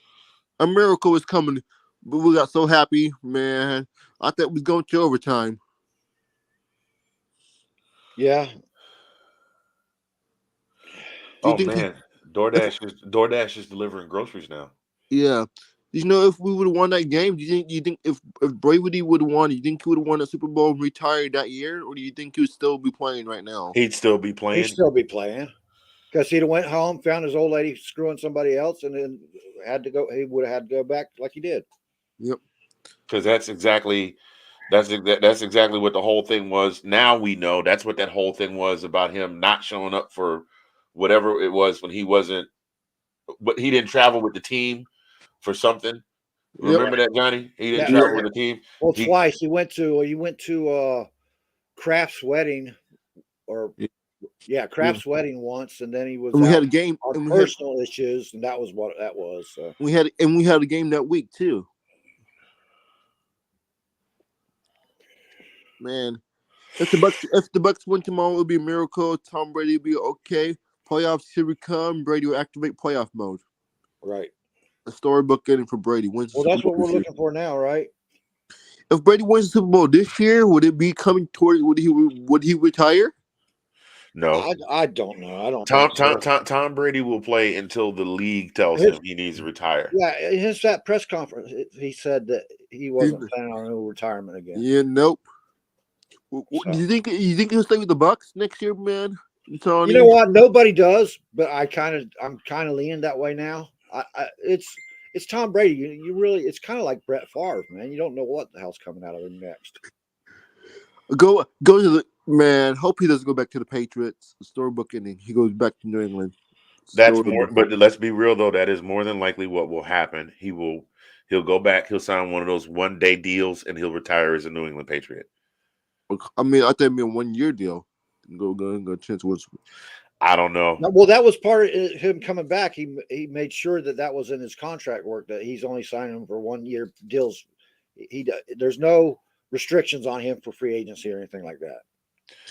But but let's be real. He's earned that though. Yeah. Yes, he's going to the Dolphins next year. I have a feeling he's going to South Beach. He would have got a house next to Gazelle, a storybook, and then he goes to South Beach, play with the Dolphins. Because they would have had a contract in place. Remember, earlier this year in free agents, earlier this offseason, they had a contract in place with Sean Payton and Brady. Can that dream come true this year? Brady and Sean Payton comes together. God, I hope not. No, I don't think so. I think Sean Payton's going to the Chargers because he wants Herbert. But he wants Tommy. But Tommy and Sean Payton talked about it already. What they have agree upon. If Sean Payton's already building his staff, and I think 100%. Really, ready? It's the He Chargers. got staff ready going up. Yeah, his staff is ready to go. Yeah, and I think he's going straight to the Chargers because he wants Justin Herbert. I think you have to trade for Sean Payton because he's still under contract with one of the Saints. You have to trade for him, right? You have to trade well, that's like how we got Gronk. Remember? It's the same thing. Was it going to be multiple first-round picks for Sean Payton, like 2 first-round picks, 2 number 2s, and maybe you're number talking 3? John Gruden shit. Now I don't know. I don't think it's going to be like that. Because it was for John Gruden. It cost us a fortune. If you guys remember that. Yep. And when he went to the Raiders, it cost them a fortune. But I don't think there's no team owners that are going to go throw that kind of shit around no more. Okay, for a coach. Yeah. For the best coach in the football league, not even for Belichick. Trade for Belichick. Belichick's like a Brady. That's a different story. We don't know what happened. But Sean Payton will cost, but I don't think it's going to cost Gruden money. Hey, what about what Tom Brady would trade for Belichick? If come bring him to Tampa Bay? Tom Brady don't want Belichick in Tampa Bay. He got away from Tom. He got away from Belichick in that army of his. But this said it was good afterwards. People said the story behind the scenes is that why he went to Belichick wedding. The story behind the They're scenes. good. They're good, but they're. I don't. That don't mean that Tom Brady wants to be coached by him again. Yeah. That's why Gronk left his ass too. Yep. Gronk ain't even scared to say it. Gronk has said he can't handle that regimen. But let's call it for what it. Let's call it for what it is. It won him a bunch of Super Bowls. So Absolutely. you can't knock that hustle. Yep. I mean, I'm sorry if you got a guy that is training you to be your, that is teaching you to training you to be your absolute best, and he demands and that's not unreasonable. These guys are getting paid. Some of these guys are getting paid 8 figures a year. That's not unreasonable. If Belichick would stay with the Cleveland Browns, I wonder what the Cleveland Browns will be like right now. If Belichick would stay with the Cleveland Browns. We saw what the Cleveland Browns became. They won a title what was it, the third year out or second year out as the Ravens. The Browns were the Ravens. Yeah. The Ravens were the Browns, I mean. So, they did okay once they got out of Cleveland. I mean, if Belichick would have stayed in Cleveland, they would have won multiple Super Bowls. That depend. Well, if Ozzie would have stayed there and everybody else would have stayed in line, yeah, probably. That means Brady would have went to Cleveland then, and his staff. Well, that depends on who. Ozzie was the GM, so we don't know what Robert Kraft was, yeah, because Robert Kraft would have. Because remember, what's the guy from Alabama's coach? He was coaching the Patriots back in the day too. He was coaching the Patriots. Bama's coach. I'm sorry, I was reading a comment. Yeah, remember Nick Saban was coaching the Patriots before, and Robert. Remember Pete Carroll was coaching the New England Patriots. Remember, but he got a job after that to go to Seattle. Yep. Big Tuna got hired there.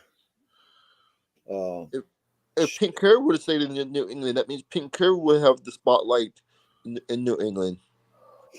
I'm going to have to change topics here, and let's get back to some college football because it's college day today. So yeah. I'll be back later then. So. All right, Bo. All right, man. Mr. Handy here. Sir, yes, sir.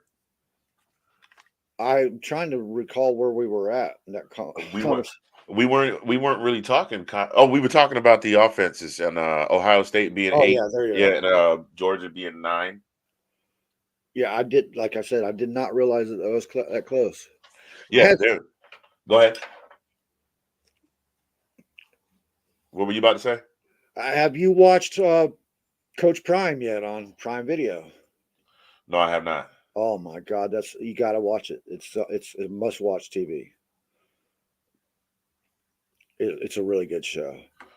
And I know what we was talking about. We was kind of projecting because Nathan said something about the Terps. Remember? Yes. And we were projecting what we were going to look for in upcoming with these teams. I definitely see in the next 3 years with Coach Prime, Colorado, the Buffs being noticed. I see the Terps being noticed. That's 2 years in a row now. The Terps have been very good on the offensive side of the ball. I need a little bit more from them on defense.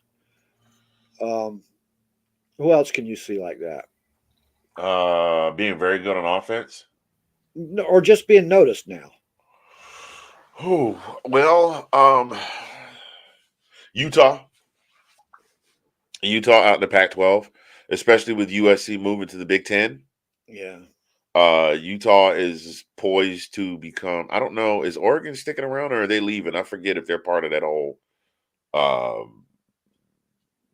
conference shuffle. I'm not sure. I don't follow Oregon whatsoever because those are uniforms. Well, let's be real, though. It kind of put them on the map. Let's be real. It put them on the map, but I can't watch them. Understood. That's fair. It's like those teams that play on the blue turf or Boise State. Yeah, I can't watch that stuff. Listen. A very famous philosopher once said, "You polish a turd, it's still a turd." But let's call it for what it is. Oregon is no slouch. They're just missing that certain piece.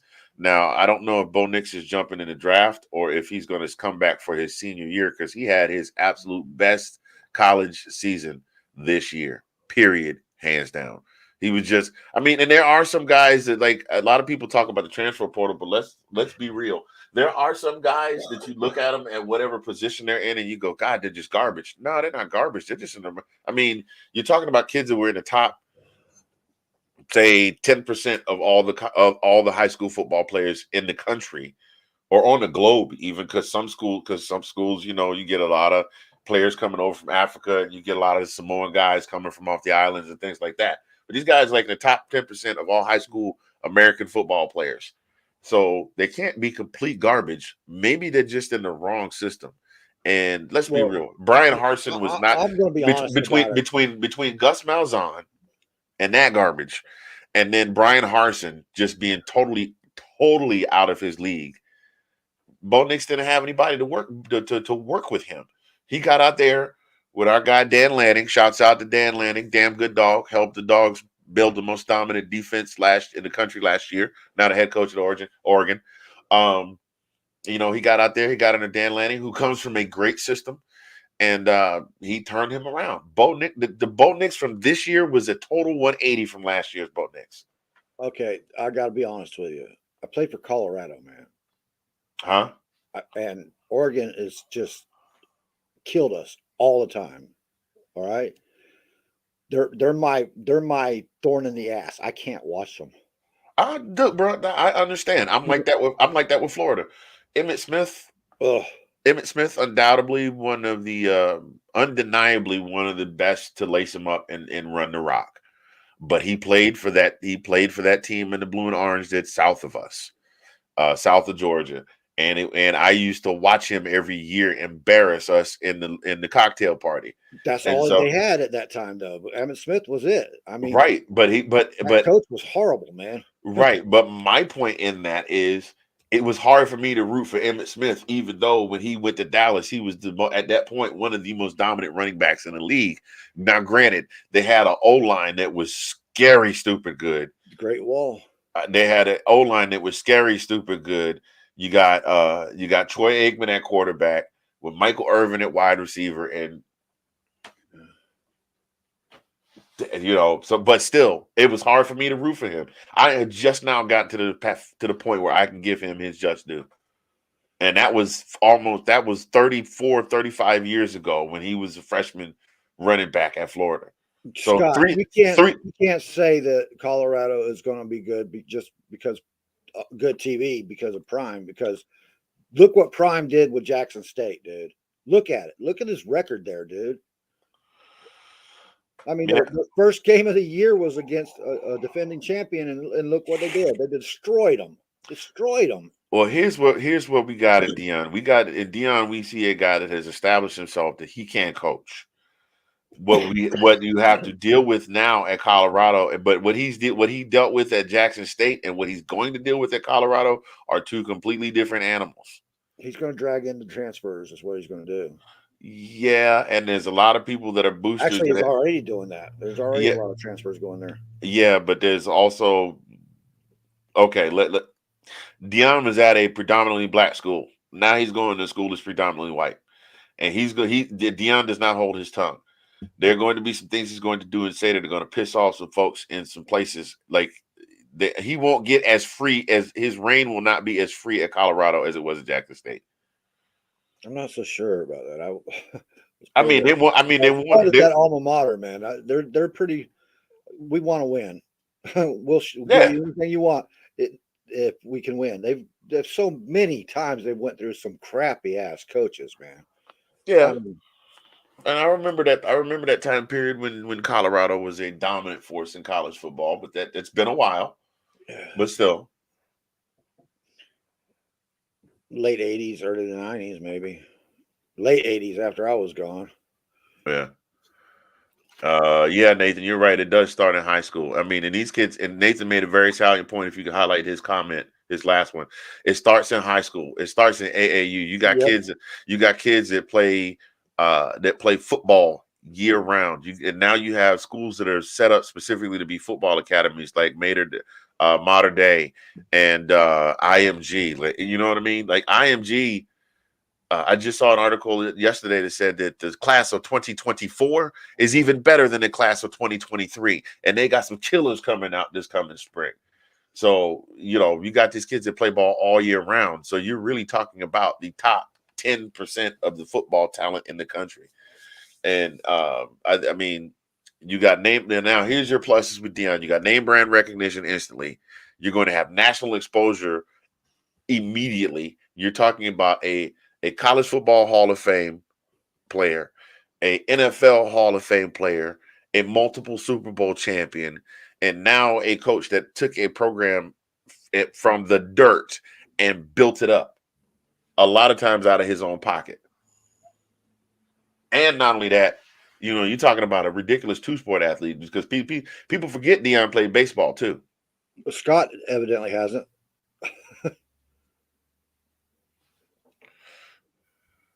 Everybody makes mistakes. You show me the perfect ball player, period. You know, football, baseball, soccer, lacrosse, anything that has not made a mistake, and I'll show you a lie. 100%. You know, Bosworth was one. I mean, yeah, he juiced, but Bos was a bad dude, and he got completely trucked by. I mean, and that will live for all eternity. He got completely trucked by Bo Jackson. Yeah. Nathan, why don't you come join us, man? I sent you the link. As a matter of fact, that truck was so made such an impact that they did a whole reboot of it. Remember the what was it, the Kia commercial? Yeah.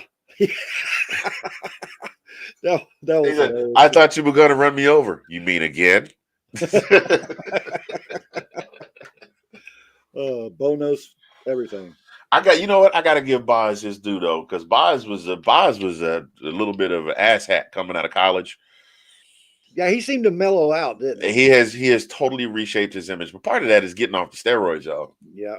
And now I didn't even realize he was the guy that plays the sheriff in the Dr. Pepper commercials. I didn't either. Holy shit, he has changed. His appearance has changed a lot. He just got white hair and a beard, and he's not as big as he used to be. Put the blue back in, dude. Oh man. Shit, what was I going to say? I don't know, but I'm going to share this left field on that one, man. Literally, because he talked about going to catch a fly ball in left field. So peep this real quick. Total sidebar. Ladies and gentlemen, if you are ever in the Oklahoma City area, I got a place you got to get some chicken from. I'm not getting paid for this. I just want to tell you, there's a place, and it's literally right around the corner from my house, and it's called K-Chick. It just opened. Oh my God. Delicious. Okay, we're done. That's it. K-Chick, check them out. Commercials. I'm going to go do a commercial real quick. I don't have the script, so I can't. I'll say it. All you right. can run it. I'll say it. All right.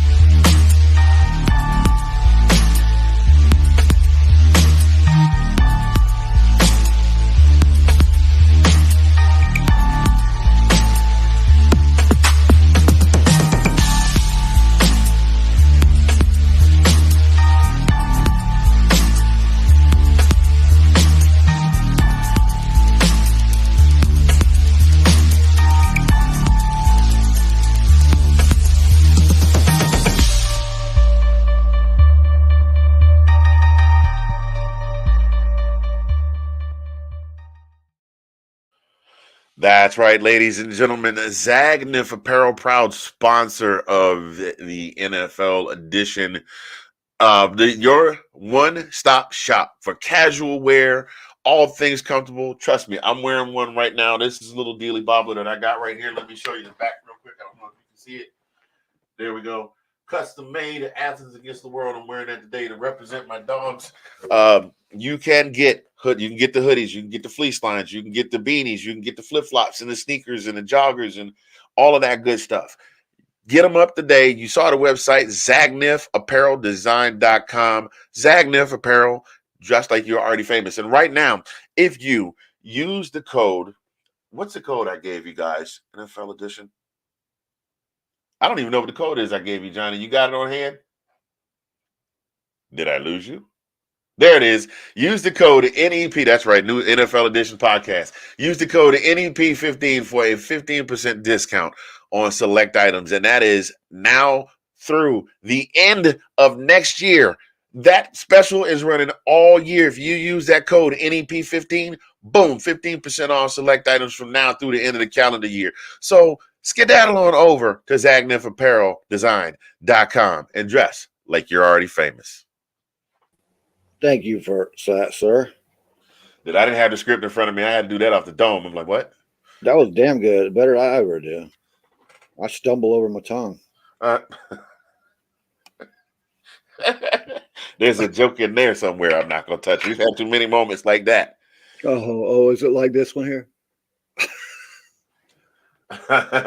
Something along those lines, yeah. Oh, man. Oh, okay. College football predictions. Do we have any predictions today from anybody out there? Yes, if you guys have your predictions for the games, please drop them in the comments. By the way, Tennessee, oh my God, that game last night. Oh, Two great games yesterday. They played like they were supposed to play. I mean, Tennessee was at one point, ranked number 1 in this nation, Yeah, for a week. For a week. They were. I mean, listen, I don't throw shade before a game. I might throw a little afterwards, but I don't throw any before the game. But Tennessee was ranked number 1 for a week, and then they went somewhere and got beat. I forget where. But anyway. But they took Alabama out, and that's all I care about.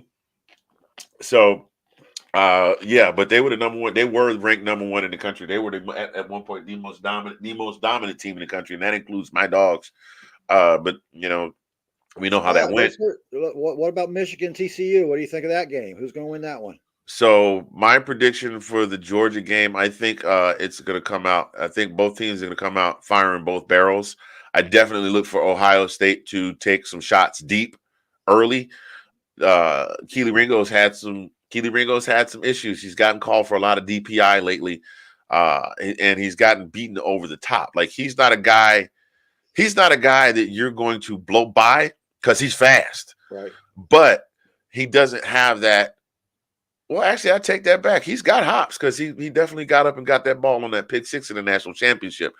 But if you get at least a step on him, if quarterbacks can put it over the top, you're not going to zip it in. But if you got a guy that's got good hands, they can get you over the top. So they're going to go after him. They're going to go after him early. But saving grace, you also have Christopher Smith, who was the guy that scored the lone touchdown in the Clemson game last year, who recovered the blocked field goal and ran that back in the SEC championship against LSU. He's made several big interceptions. I think he had a couple of pick sixes this season. And then you've also got Malachi Starks, who opened up the season. You had last year was Christopher Smith opened up the season with the big interception. This year was Malachi Starks with the pick 6. So the secondary is very solid, and that front 7, you got Jalen Carter out there. He's gonna be throwing haymakers. Let's hope he doesn't pick anybody up this week because God knows they're gonna throw a flag. But I think the defense is gonna do very well. I think Ohio State's gonna have a tough time running against this defense. Yeah, and our offense. And then I was looking up the stats earlier while Ray was hanging out in the cemetery, pass defense.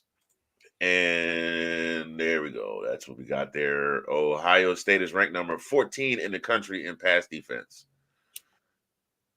And let's see where Georgia is ranked.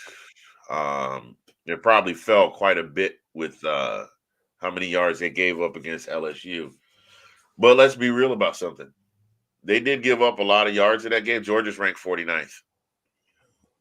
But even still at 49th, they're allowing 215 yards in the air per game. And I know that now, and I know they let LSU. Then I'm going to be honest. I think they were ranked closer to the top 10 or in the top 10, and they gave up 300 yards against LSU in the air. But let's be real. You give up 300 yards and you still win by 20 points. You call it for what it is. That's doing pretty good. That's that comeback. Good adjustments. I got Georgia by no less than 10 today. And I got Michigan by, I forgot what the other games are today. Those only two that I was in my brain is the college football playoff.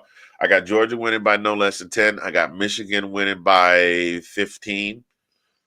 I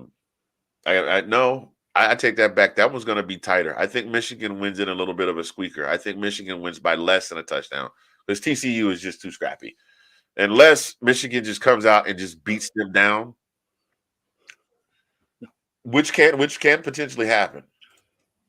I'm got the Georgia game closer. I got Ohio State by 3, and I got the Michigan game. All right, Michigan should handle business, unless because we all know that Michigan likes to give up if they're going to give up points, it's going to be in the first half. And if they give up 14, I think Michigan can come back on that because they just wear people down in the fourth quarter. They just that offensive line, that running game, they just wear them down. And I'm sorry, go ahead. I think I got a 12-point win for Michigan on that game. Okay. I'm in a Pick'ems league in another group, and let's see what I got. I've got Bama. I got Bama beating K-State 42-31. I've got USC beating Tulane 46-30. I've got Utah beating Penn State 37-21. I got Michigan beating TCU. Oh, wow. Okay, I spoke too soon. I got Michigan beating TCU 41-22. And I actually have UGA beating Ohio State 40-27. So those were my. I don't think I had to give scores, but I put scores on there because they're just going by wins, and I figured that way, if a bunch of people pick the same winners, then that would be the tiebreaker with me getting a score close. I don't know who this is on the Facebook user. Got Georgia over Ohio State, TCU over Michigan. Uh-oh. Well, we know that isn't Alex then, don't we? Yeah, let's see. NFL edition. I don't know why I don't get notifications for you guys. I need to set notifications. I don't ever get notifications when you go live on this page. Facebook user, who are you? Let's hear your name. I'm about to find out, I tell you. I don't think it's Sean either. No profile picture. Yeah. And then it's not showing me who it is, doggone it. Are you on more than one platform on Facebook? Are you from your page? I'm on multiple platforms on Facebook. Which platform are you on? I'll have to go look it up. It says it's me, your brother. It ain't my brother. My brother cared less about sports at all. Which brother?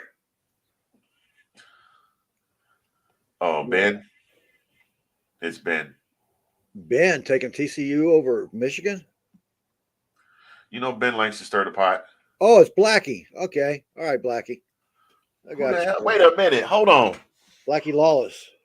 Is that their name? That's his real name, Blackie Lawless. Okay. I was about to say, me and you about to fight, Johnny D. And nobody called me that since 1978. I sat in the principal's office for 3 days over that right there, boy. Came up out of my skin. You know how Ralphie finally got mad and he beat up not Scott Swartz. How he beat up what was that boy's name with the yellow eyes?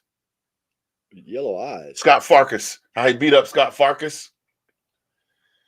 And he was cussing and it was like, Ralphie, you your mom. Oh, that one. Okay. Yeah. I beat him like Ralphie beat Scott Farkas. No, his name is Blackie Lawless. Real name. Hey, Blackie, you might need to visit the judge, get that changed. I'm just saying. Oh, do you remember Wasp, the rock group Wasp, Blackie Lawless? Nah. Oh, man. I'm just saying, you might need to get that changed because you definitely cannot go to D.C., especially if you are of a Caucasian persuasion. You the only one in the room with somebody yelling, "Hey, Blackie!" Now, he brings up a good point there. I did consider that. We talked about that though. We talked about that earlier. Yeah, and it's a strong possibility because their mind's focused right now on Georgia. Well, if you pay attention to the fan bases have completely overlooked TCU in this game. Kind of like the Georgia. No, I don't think Georgia's overlooking Ohio State at all. They proved to me that they can do that last year. Did you go to sleep there, Anthony? No, sir. No, sir. No, sir. The only way I'd be asleep is if I was leaning back like that. If I lean back like Fat Joe in 2005, it's a wrap. Or lay that head up against that wall. Yes, indeedy.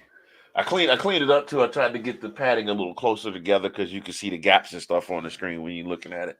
So I wanted people to be able to see the studio in all its glory.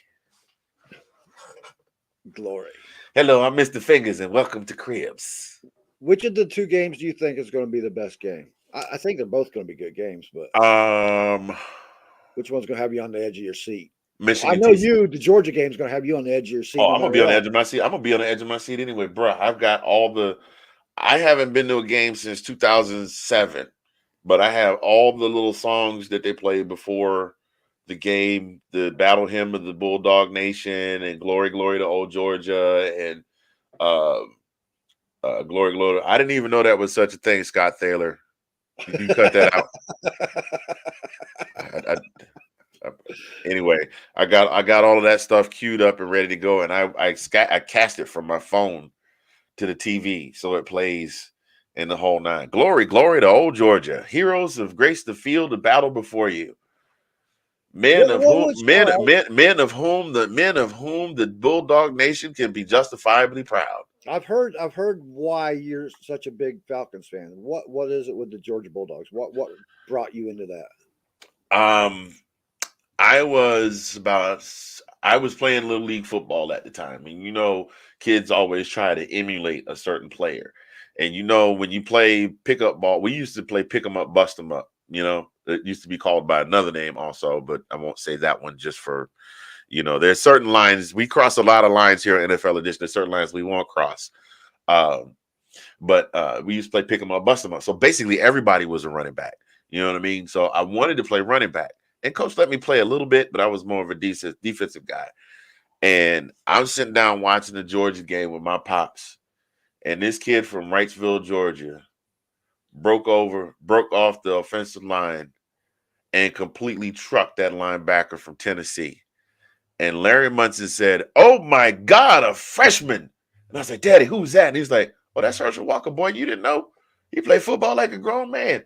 And from that moment forward, I followed Herschel. And then I learned about Buck Ballou and Larry Munson, the radio announcer. It got to the point where we would watch the game. My father and I would watch the games on Saturday with the TV turned down and listen to Larry call it on the radio.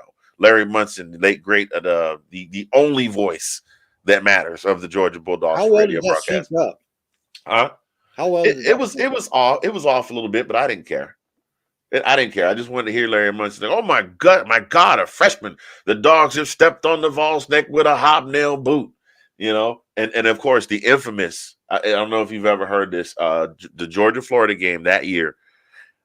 Georgia was trailing, and we needed to score to win.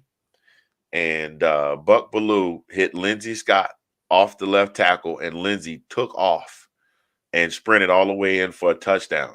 And that Larry Munson call is probably one of the top 10 calls in all of sports radio, college football sports radio to this day.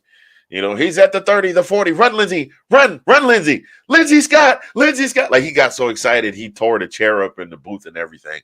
And Herschel Walker, Buck Ballou, Kevin Butler, that whole squad, Vince Dooley. I learned about the legend of Uga, how the family that breeds the dogs is from Savannah.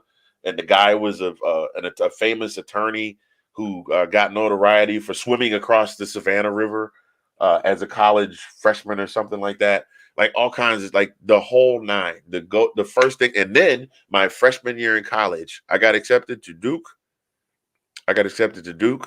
Georgia, Florida, and Georgia Southern. Florida was automatically eliminated. No way I was going. Sorry. I applied because I had to apply. I wanted to. My parents told me you had to do at least 10, so I did 10. I got accepted to 4. And I was like, I'm going to Georgia. And my freshman year, the very first thing they taught us in freshman orientation, before where to go register for classes, before where the dining facilities are, before how to catch the on-campus. The University of Georgia campus is so big. They have their own mass transit system. They got their own buses. Damn. Yeah. And when I went to school in 1988, they had 35,000 students between undergrad and grad. I'm That pretty was sure Florida State has their own mass transit system too for the kids there. Yeah. So but the first thing they taught us, they took us in March. They we were down in front of the student center, and they said, we're gonna teach you guys how to call the dogs. So if you've ever watched the game on TV, you just hear hoo, hoo, hoo, hoo, but it's a whole thing.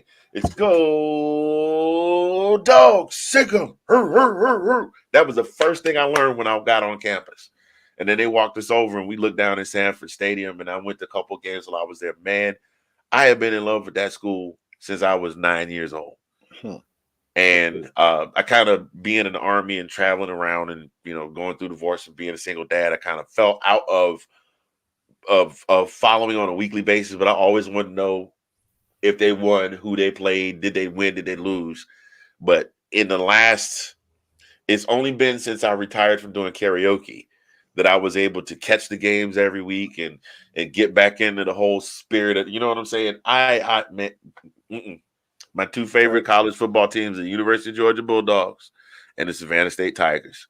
Not in any particular order. Savannah State, because that's where my parents went. That's where I wound up transferring. I'm not even going to lie, full transparency. I spent so much time partying, I flunked out my freshman year. So I had to go back home to go to school for a year in order to get back to Georgia. And then I was at Savannah State, and I was like, you know what?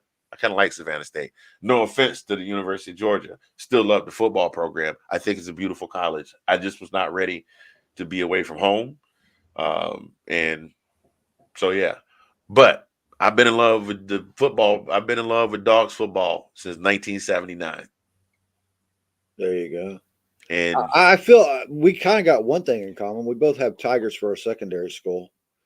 Mine's Towson Tigers, man, out of Maryland. So on the Maryland, man. Yeah. I love Towson Tigers. I love those games. I love going into that atmosphere, man. It's I'll take that over a big game any day. And speaking of that, Blackie, tell me, you're going for TCU because you love them underdogs because of your home team, right? I know it is. I know it is. You're a Cats fan. You Cats can't do nothing. So now you're on the Frogs, right? Tell me that. Yeah, Scott, we know you love them Mizzou Tigers. There's some more Tigers. What the hell's going on with the Tigers today? I knew it. I told you I had that figured out. Better luck next year with them Cats, boy. I'm rooting for them too. That was a great story, though, man. man. I love seeing, especially when people aren't in the region where their teams are at. Mm-hmm. And it sucks too because I have not lived anywhere remotely close to Georgia or lived anywhere close to where Georgia has played for over 20 years. And I'm really pissed about, well, not pissed, just extremely disappointed. No, I'm still a little pissed. I'm not going to lie. Because they were supposed to come to Norman and play the Sooners this coming fall, like in October. And they canceled that game because they, with OU going to the SEC, they wanted to make sure they were able to get the home and home. And that's what they said. We can't get the home and home now because of them coming to SEC. I'm like, why the hell not? They're coming in the conference. Play the game anyway. Right. I'd have stayed down. I would have stayed down in Norman. Yeah, I keep forgetting you're in Oklahoma City. Is it that or Tulsa? Oklahoma. Oh, yeah, I'm in Oklahoma. I don't stay in Tulsa. Okay. Yeah, and I'm also jealous, man. How many schools recruited you? What for college? Yeah. Well, I wasn't recruited. I just applied to go to college because I didn't. Right. I got hurt playing football, and then my mom made me quit. My mother made me quit. She said, my son is going to be a doctor, so you're gonna have to quit football. So I ran track, but I applied to 10 different schools. I applied to University of Chicago. I applied to Harvard on a whim. I applied to University of Georgia, Armstrong State College, Savannah State College. No, I didn't apply to Savannah State. Was it Harvard, University of Chicago, Georgia, Duke, Florida, Georgia Southern. Maybe I applied to 6 schools, and I got accepted at 4 of them. I did not get accepted at University of Chicago, and I did not get accepted at Duke because I didn't have bad grades, but I didn't have that low A, very high B average. I was like in the midline B average. I got accepted to one school. I got recruited one school and one school only, and that was for friggin' basketball, and I hated basketball. It was fun when I first started playing in high school, but then it just wore me out. I wanted to play football. I didn't want to be messing with basketball. Everybody else got recruitment letters from all over the friggin' place. My boy, what the hell's his name? Oh my God, I hate old age. Who are you talking about? One of my friends that played high school with me, Lippett. He got recruited to Miami, ended up with the Patriots. Me, I get recruited to Colorado, who has a crap football program, and the basketball program was even worse, man. I was like, it was embarrassing. Yeah. So who you got today?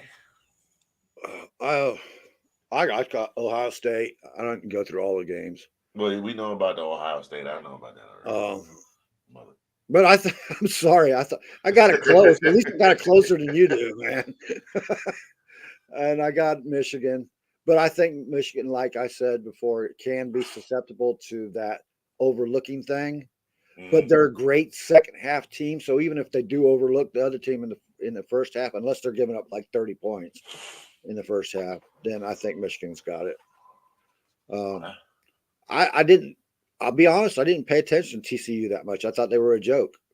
Well, I kind of until the later half of the season, when they actually started playing.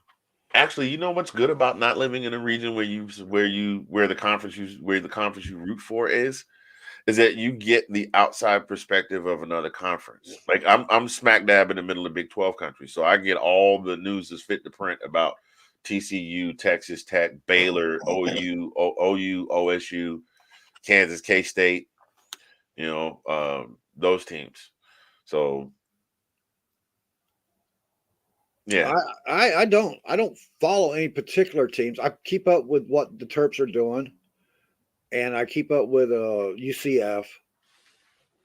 And I haven't watched Colorado football in years. I mean, decades actually. So it's not like I follow my alma mater around. It's just I pick 5 or 6 teams to follow each year because there's just too much. There's too many teams, man. And I'm focused on NFL all the time. And then I have my entertainment stuff, my science groups, and then college is just like, okay, I'll squeeze these guys in. And that's pretty much where I was at this year until the second half of the season came along. Okay. Now I'll follow Terps every year. I like oh crap, the Cats. I'll follow the Caps just from my buddy Blackie there. Michigan, I just started following with Alex because I liked the Spartans back when the Alabama head coach was their coach, Saban. Okay. Yeah. Oh, we got kickoff here in just a couple of minutes. We're gonna wrap this up. Bama is getting ready to kick off with K-State, and Iowa's playing Kentucky. I didn't know about that one. That should be a good one. You got a couple of teams that Kentucky's been surprising me lately, man. Well, Kentucky was a disappointment this year. I tell you why. I tell you why. Kentucky. The reason Kentucky's a disappointment is because they built up so much last year. I mean, last year they were 6-0 coming into the game with us, and they came to Georgia, and we beat them. And I think they only wound up with 2 losses that season. But with what they had that was coming back with Will Levis and Chris Rodriguez and that offensive line and their defensive front seven, they were supposed to challenge for the East this year. And they wound up taking a back seat to not only Georgia, but also Tennessee and also Florida. And Florida was bad this year. Yeah, they suck. Florida was so hot and cold this year. I won't say Florida was bad. Is that Florida was probably the most talented team in the East that wasted their talent. If Florida had played up to the talent they had on the team, there would have been a 3-way race for the SEC East, but it just didn't happen. And Kentucky was just a disappointment because they didn't bring any of the fire that they had last year. So, and Iowa, same thing with Iowa. So we'll see what comes out of that. I tuned into a couple of Kentucky games where they were supposed to be favored, and they looked like crap. Yeah, they weren't the same. Well, there also was the fact that Chris Rodriguez wound up suspended for the first 6 games of the season. And that was really a huge factor because he was a big key cog in their offense. Oh, I do have to bring this up. What's going on with Gabbert? Blaine Gabbert was on his jet ski. I think it was yesterday. Oh, when he helped to rescue the people that crashed in the helicopter. Yes. Now that if he doesn't do anything else football-wise in his life, you got to give this guy credit for what he did yesterday, because that's saying he did something that I feel like a lot of us would do the same thing. But then again, there's not a lot of people that do actually put themselves out there like that. Yeah, well, also a lot of us don't also find ourselves in those particular scenarios. You know what I mean? Right. I don't jet ski. I don't mess around with large bodies of water. Not so much because of the inability to swim, but just because there's critters in them large bodies of water. Right. I've seen Lake Placid. Every lake you got, there's an old lady like Betty White that's feeding the animals to the alligators. Yeah, I used to surf back in Florida, but you never went out there on a surfboard and didn't see a shark. Nope. And in my older age, I'm hearing too many now, I didn't used to care about that shit. Nowadays, I do. Dude, every year there's a story about some teenage girl that loses a leg to a shark while she was out surfing. And I'm like, and that's just why black people don't go in the water up to but their ankles. I saw that movie. What was that called? The Reef? Oh, I hadn't even seen that one. And you always, and listen, that's why it's so funny to me. You always, in the movie, it's always a bunch of teenagers going to hang out at a lake. And it's like the stoner kid and the jock and his girlfriend and the girl that he's trying to get with behind the girlfriend's back. And then there's the jock's best friend, who's the guy that's less popular, but he got a little bit of popularity and hang out with the jock. And then there's the token black guy. Not no more though. Not since Look Up and what was the other movie? Nope. Look Up and Nope. Nope. Yeah. And what is it? Get Out and Get Us Out, yeah. and Them. And, yeah. He's kicking ass. But see, that's why I know. That's why I know Hollywood. That's why I know Hollywood's a damn lie, because they always talk about black people as the first to die. No, sir. Go back and watch the Kings of Comedy. Cedric the Entertainer preach a whole sermon. Black people are the first people to run. We run. You think I'm bullshitting? I've seen old people. I've seen old people get up out of wheelchairs and run for real. For real. Why do you think they make the best fucking running backs? I'm sorry, I had to say that, but it's true, man. You don't see no running backs out there pounding like who's the best running back in the league right now? Right now. And don't you give me no Christian McCaffrey. Skip. This news just in. It's a very popular podcast on Facebook by the name of NFL Edition. One of their hosts got released today for some things he said. Oh, I'm sorry, man. Didn't you learn nothing? The dude just got fired yesterday. Dude just got fired I was yesterday. trying to get them glasses Come on, to come come off, on, man. Jimmy the Greek, cut it out. But the best of all time and the best in the league right now. All time's Jim Brown still. Oh, I'm sorry. Oh, you mean who's the best running back in the league right now actively? Yeah. I want to say Pollard. Oh, I wouldn't want to stand in front of him either. I was thinking King Henry myself. Oh yeah, well, most definitely. Well, as you talking about I put a bunch in the account. Who's actively playing? Who does not have a big injury history right now? Like Derrick Henry's good for at least a strained foot or a high ankle sprain every year because they run him in the ground. Christian McCaffrey, that boy's held together with spit and Bondo. Zeke has been dinged up. So fully healthy, Pollard. Yeah. Okay. And you're 100% right, Scott.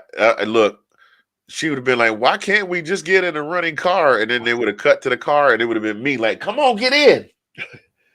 I wouldn't even been waiting around to say, come on, get in. You want to go hide behind a chainsaw? Go for it. Be stupid. No, look, if I had been in that commercial, they'd be like, why can't we just get in a running car? And then you see me driving off like, y'all dumbasses should have got in when I got in. See ya. I think we should just consider those horror movies PSAs now. I'm just saying. It's a public service announcement for what not to do.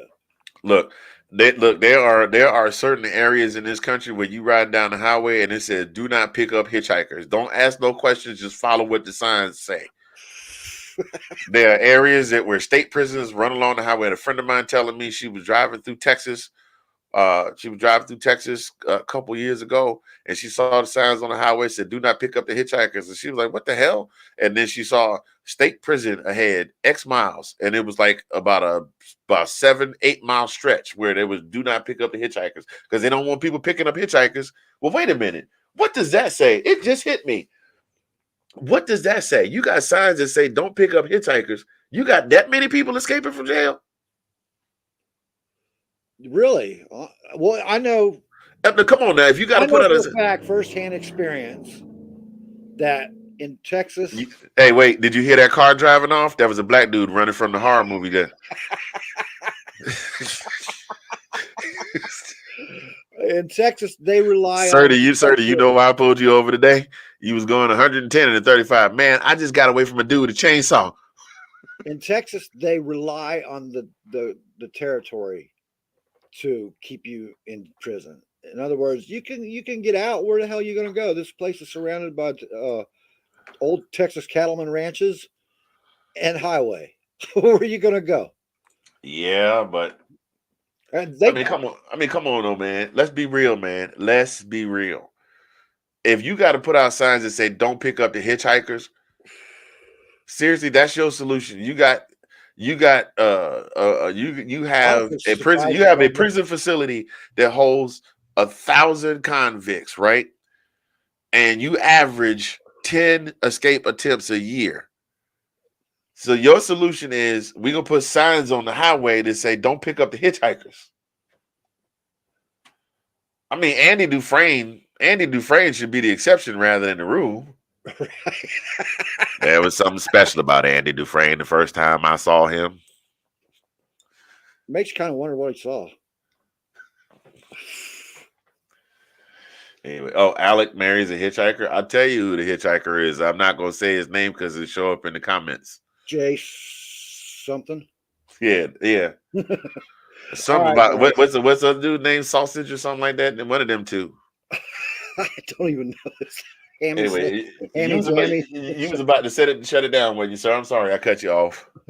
Oh, that's fine. I just have nothing else to say myself.